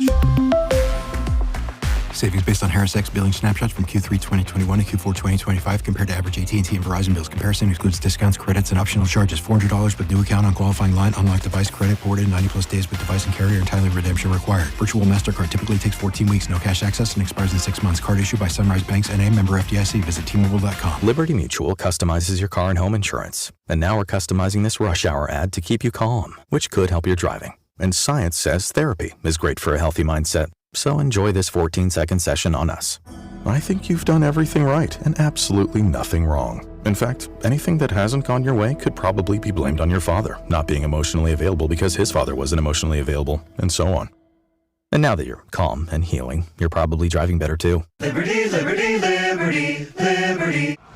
Come score the shirt with 96.5 The Fan as we'll be in the Lightwell office building at 11th and Main in downtown KC-Mo every Wednesday between 11 and 1 during the World Soccer Championship, giving away shirts, gift cards, and more. Lightwell, managed by Area, owned by Samara Road. Tonight, cloudy with a slight chance of showers and thunderstorms, low around 64. Weather brought to you by Duke's Mayo. Welcome to Duke's Mayo Country, where the mayo is so smooth and creamy, it makes every bite better. Duke's Mayo. Look for the yellow lid. Car, truck, or motorcycle wreck? Remember, Mike's got this. Paid for client portrayal and endorsement. The choice of a lawyer is an important decision and should not be based solely upon advertisements. Give me one good reason why I should call DM Law. How about 3 great reasons? 1, it's easy. 2, it's fast. 3, the results. Mike's got this. 816-888-7500. Mike's got this. Hey, it's Carter Jensen, and this is your home for Royals baseball. 96.5 The Fan. KFNC FM and AM, HD1 and HD2 Kansas City, an Odyssey sports station.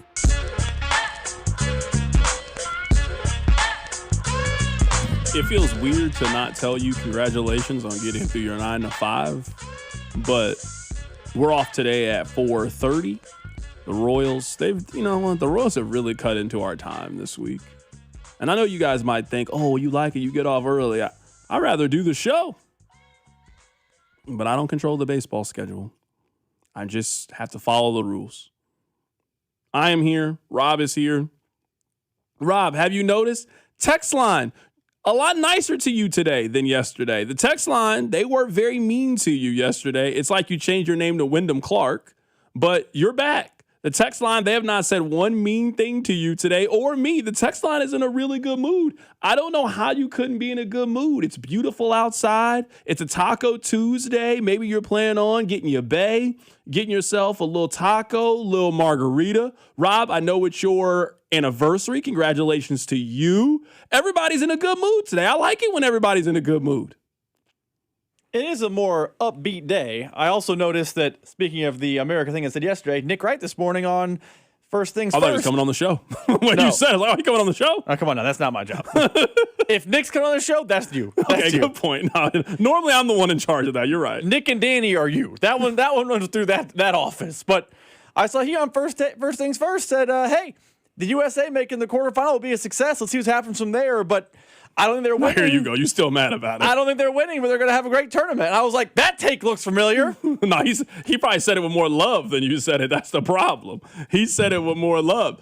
When are you taking off for your anniversary? If there's one thing I know, you got some days scheduled off here. You're not working all the way through this. You're going to be like, oh, man, we're going down to Herman. You got some random trip planned. When is that trip? Because I don't know. I don't have a random trip planned for around my anniversary. Now, we're hoping to move, so just get prepared for some moving days. Oh, Those for days sure, are coming. yeah. World Cup. Yeah, that's what it is. Oh, yeah, 100%. The World Cup is here.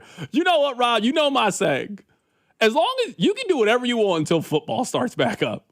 But once we get to football, all the vacation time, it's over. I need you here. You need to be here. But if you need to take a July 11th off, go ahead. You got my blessing. Go do what you need to do. You know what? Nathan will come in off the bench. He's my Jose Alvarado. He'll play some good defense. He'll hold it down till you get back. So he's not Tyler Kolek. He would be recognized They would recognize him in a parade. Yeah. That's my Jose Alvarado. He comes in, plays good defense, good minutes, and then you come back. That's how this thing works. My name is Carrington Harrison. Happy to be here. Rob Britton here. We're taking you up to 4:30 today with a little bit of Royals baseball. All right, I would say that there are 3 major storylines right now. Why don't we get to them, Rob? Your workday is over. Oh, yeah. You're headed home, and now you're stuck in traffic. Time to get caught up on the biggest stories in Kansas City and around the country with CDOT and Rob. It's time for the hits. Number 1. Carrying the hits are brought to you by our friends over at Jungle Law. Call the lawman at Jungle Law, 816-816-9111. If you've been injured in a motor vehicle accident, it's time to call the lawman. And be sure to watch the lawman get roasted for a good cause Saturday, August 1st at the historic Uptown Theater. All right, so let's get to the 3 biggest stories. I would say story number 1, Brendan Sorsby, thankfully, he is going to be out of the news, at least for a little bit. So Brendan Sorsby was trying to get to the supplemental draft. The NFL said, nope. Here's the latest from NFL Network. Well, here we are. The NFL, in its letter to Brendan Sorsby, makes it clear that it is, in their opinion, and as written in the collective bargaining agreement, the league's, quote, sole discretion whether or not to hold a supplemental draft. Sorsby will now be ineligible to play in the NFL this upcoming season. His eligibility to play football would then revert potentially back to the NCAA. He can explore that, the CFL, other professional leagues, yes. But as it pertains to the NFL, the league has deemed him ineligible, and they did, in their letter, encourage him to apply for the 2027 draft, at which point they will have plenty of time to have gone through all the information and deem it appropriate for there to potentially be a punishment or not a punishment. I mean, that was part of the letter, was that we didn't receive any of the information with your application that we need, and also we would have been right up against it to make this decision. So this is not a judgment from the NFL on Brendan Sorsby's gambling conduct. This is just them saying, we don't have to hold a draft. We had no plans to hold a draft. You were the only one who applied for this supplemental draft. So therefore, we will not hold the draft, and it will not be a distraction for the league as it hangs over the start of the year in training camp, Judy. I feel that one of the reasons you listen to this show is I'm going to be the one to say what something actually is. Everybody's going to use all these big college words, and I'm going to try not to use the big college words. This is a suspension. That's what it is. The NFL is suspending Brendan Sorsby. He is not going to play football this year in the National Football League. He is not a free agent. He is not eligible for the National Football League. This story will eventually go away. They will be monitoring him behind the scenes to make sure that nothing else happens, and then he will be able to reapply in February with everybody else. That's what this is. You heard it there at the end. You are the only person in this supplemental draft. No, we are not holding this for you. This would be my advice to Brendan Sorsby. Now, we see a lot of times in sports, people with their lawyers, they just keep fighting and fighting and fighting. If I am Brendan Sorsby, you know what I do? I just sit tight. I just sit tight. Honestly, I'd probably go back to college and just go to Texas Tech. Just go to Texas Tech. You can't play in the games, but I don't think anybody has a problem with you being on the scout team. I don't think anybody has a problem with you being around the program, continuing to work out, learn, do all of those things. I don't think that anybody has any issues with that. But if I was advising Brendan Sorsby, if this was my friend, I would tell him, hey, big dog, you lost. The only people that thought that Brendan Sorsby should play football this season were at Texas Tech. Everybody else, at every single turn, everybody in the Big 12, everybody in the SEC, everybody in the Big 10, the National Football League, they are telling you to go sit down. Sometimes you got to listen to the universe when the universe is trying to tell you something. We all have been in this position where the universe is trying to tell us something. Your body is trying to tell you something. Your wife, your parents, all the people in your life are trying to give you one piece of advice. At some point, you got to sit down, you got to listen to it. So if I'm Brendan Sorsby, I'm not continuing to do these courts and fight the National Football League and to do all of these things. I try to go to college. I try to keep a structure. I try to keep a support system. I continue with my treatment. I try to stay out of trouble. I just got to hold it down for a year. And then in February, I go back to the National Football League. I got these sparkling letters of recommendation about how well I've been doing. I got all these people that can vouch for. I haven't placed a bet. I haven't been doing these things. I want to play. And the NFL will let you play next season. But this is a suspension. This is we want to see how you do. We want to see how you handle it. They were going to suspend you entering the NFL anyway. There was no way he was not going to be suspended. If they suspended Terrell Pryor, if they suspended Josh Gordon entering the league, 2 other players that entered the league through the supplemental draft, they were going to suspend you. They just didn't move mountains to try to get you eligible. No, you're not eligible.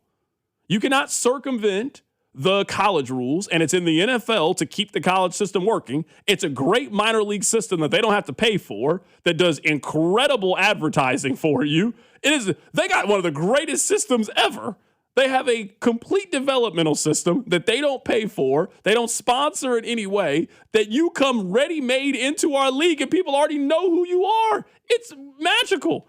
It is in the NFL's best interest to keep the NCAA happy and keep it alive and keep it afloat. So no, you cannot circumvent their rules and then think you're going to run to the NFL and be safe and play here. No, sit down. So I would just, you know what? Let's get rid of the lawyers. Let's go to school. Let's get my degree. Let's continue to be monitored by people so I don't gamble. And if your goal is to get in the National Football League, I still believe you will play. You were just going to have to play in 2027 and not 2026. If you're Brendan Sorsby, what do you think is better? Now, I don't know if he's allowed to go to JUCO. Is it going back to Texas Tech, staying out of the limelight, being on the scout team, no media, no nothing, getting reps and going to the NFL draft in 27? Or is it better to go to Canada? And I know that sounds dumb, but you can play professional football in the Canadian League and then join the NFL the ensuing year. You'd be getting all the same reps. Now, it's a different sport, different rules. I get that, but you'd be subject to media scrutiny. You would have to put out your apology letter. I don't know what's better for Brendan Sorsby because I do think the Texas Tech idea is good. Here's the hang up. If he doesn't talk and he disappears in a year from now, or I guess a little under a year, he has to talk about all this, it redrudges it all up. So I agree with your concept. I would go play for the Argonauts, though. Yeah, we move on, though. And I get what you're saying, but you and I both know if Brendan Sorsby doesn't get in trouble for a year and just wherever he goes, if he goes to Canada, fine. If that's where you want to go, it's where you want to play football, cool. If you want to go to the UFL, you want to play football, fine. You are not playing in the NFL. You are not playing college football this season. No chance that you do those things. I would just advise you to sit down.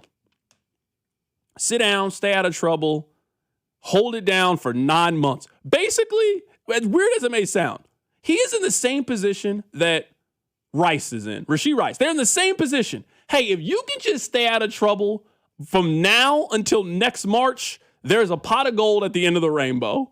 If Rashee Rice can stay out of trouble between now and then, somebody will pay him. I don't know if it's Kansas City, but somebody will pay him. If Brandon Sorsby can stay out of trouble and stay out of the news from now until March, someone will draft him.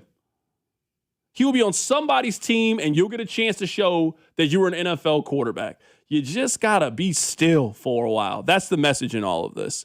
Someone on the text line said, C-Dot, have you seen this news about Kyle Pitts? I have seen the Kyle Pitts news.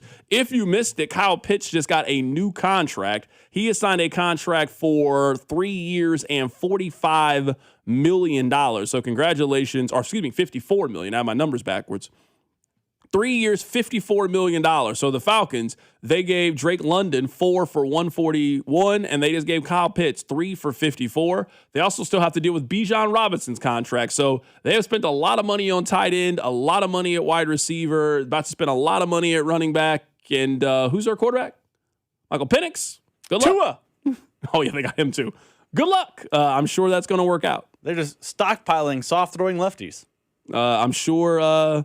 If there's one thing I know, is that things are going to work out for the Atlanta Falcons. It really is. I mean, they've got a really good team. If this was NFL Blitz, they got a really, really good, fun. If this was NFL Street, oh my goodness, the Falcons are loaded. Kyle Pitts, he could play tight end, also play a little linebacker. He's fast. Oh, he'd be great on NFL Street. I mean, they're not good in real life, but I mean, they got a really good 7-on-7 team for sure. I mean, they're going to be everyone's favorite. They're a quarterback away team. Oh, 100%. Yeah. Which I don't think it's all that wrong. Like, Kevin Stefanski's a good coach. Drake London's a good receiver. Are they number one? I got to really think about this. Let's hold this for tomorrow on who's the best. We're a quarterback away team, and is it the Atlanta Falcons? That's a good topic. Let's save that. We don't got enough time today, but write that down. I like that. We're going to talk about that one tomorrow. All right, let's get to hit number 2. Number 2. All right, hit number 2. Let's talk about Giannis. Giannis has been traded. We don't got to go through all of it at this point. You've seen the trade if you really want to see it. I like this trade more for Miami than I like for Milwaukee, and this is why. If I'm going to trade something truly great, like I think Giannis is one of the 20, 30 greatest players we've ever seen. I think he's a top 10 player in the league right now if he's healthy. Like I think Giannis is amazing.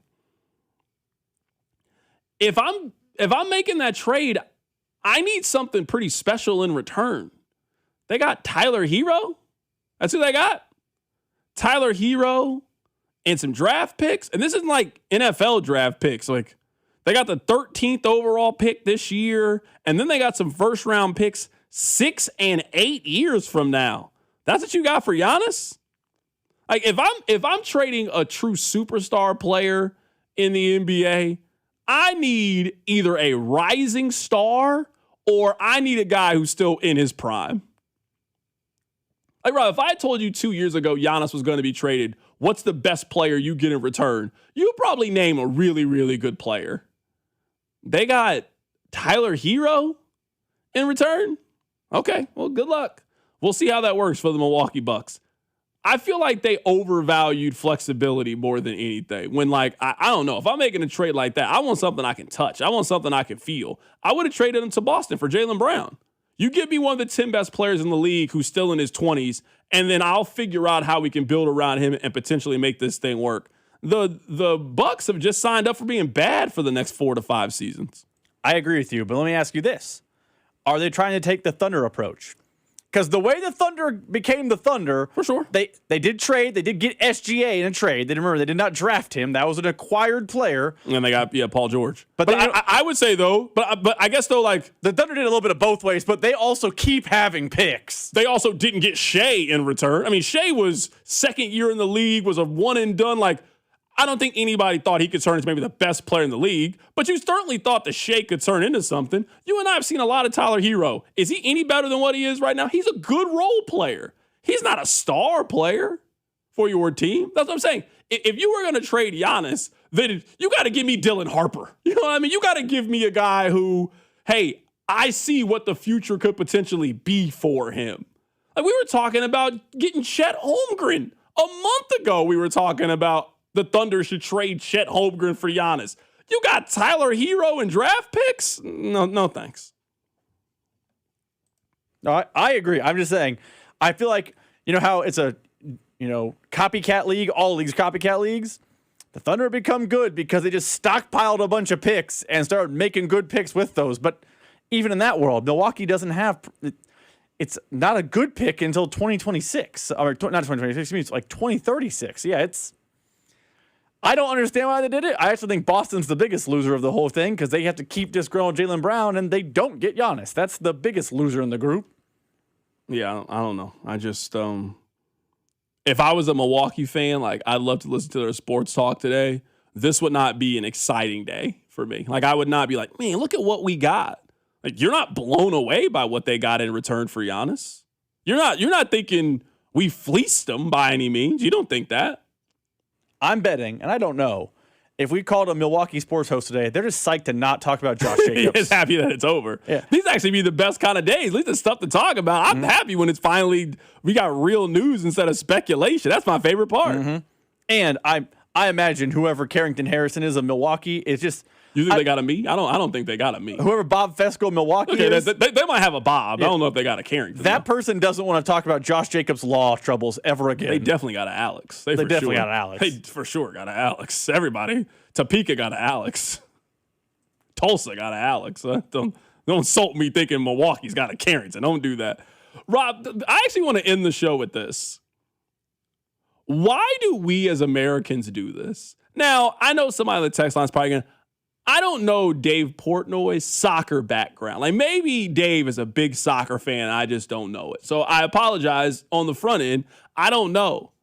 I don't know why we as Americans who don't really watch soccer, I don't know why we pop in every 4 years and then offer up advice for a sport that we just don't really watch. Here's Dave Portnoy on how to fix soccer. Listen, I'm pro soccer right now. I'm in World Cup fever. I'm watching all the games. I gave out my picks 3-0 yesterday. I have a couple suggestions. Make the nets about 100 times bigger. All right? Have power plays. Have different things. I got a lot of things that I think soccer purists wouldn't exactly love hearing me say. I don't think once you get the ball past midcourt or that center line, you can go backwards. You throw them out when you're going backward. You go forward and you kick it all the way backwards. It's like backcourt, half-court violation. You lose the ball. So I have a couple of viewing tips that I think could make this game a little more American. Maybe you get one full tackle per half where you don't have to, you can just tackle the guy. A couple things to make the viewing experience a little better, but I'll get into that after the World Cup. Yeah, I guess I just don't really understand.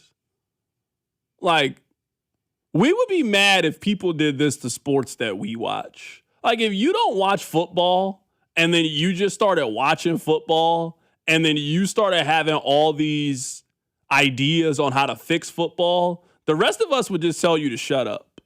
Football's been doing really good without your advice. We all seem very happy with it.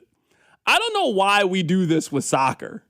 We as Americans love to be like, oh, well, this thing that I don't like, if you guys do all these things, then maybe I would like it. No, you won't. No.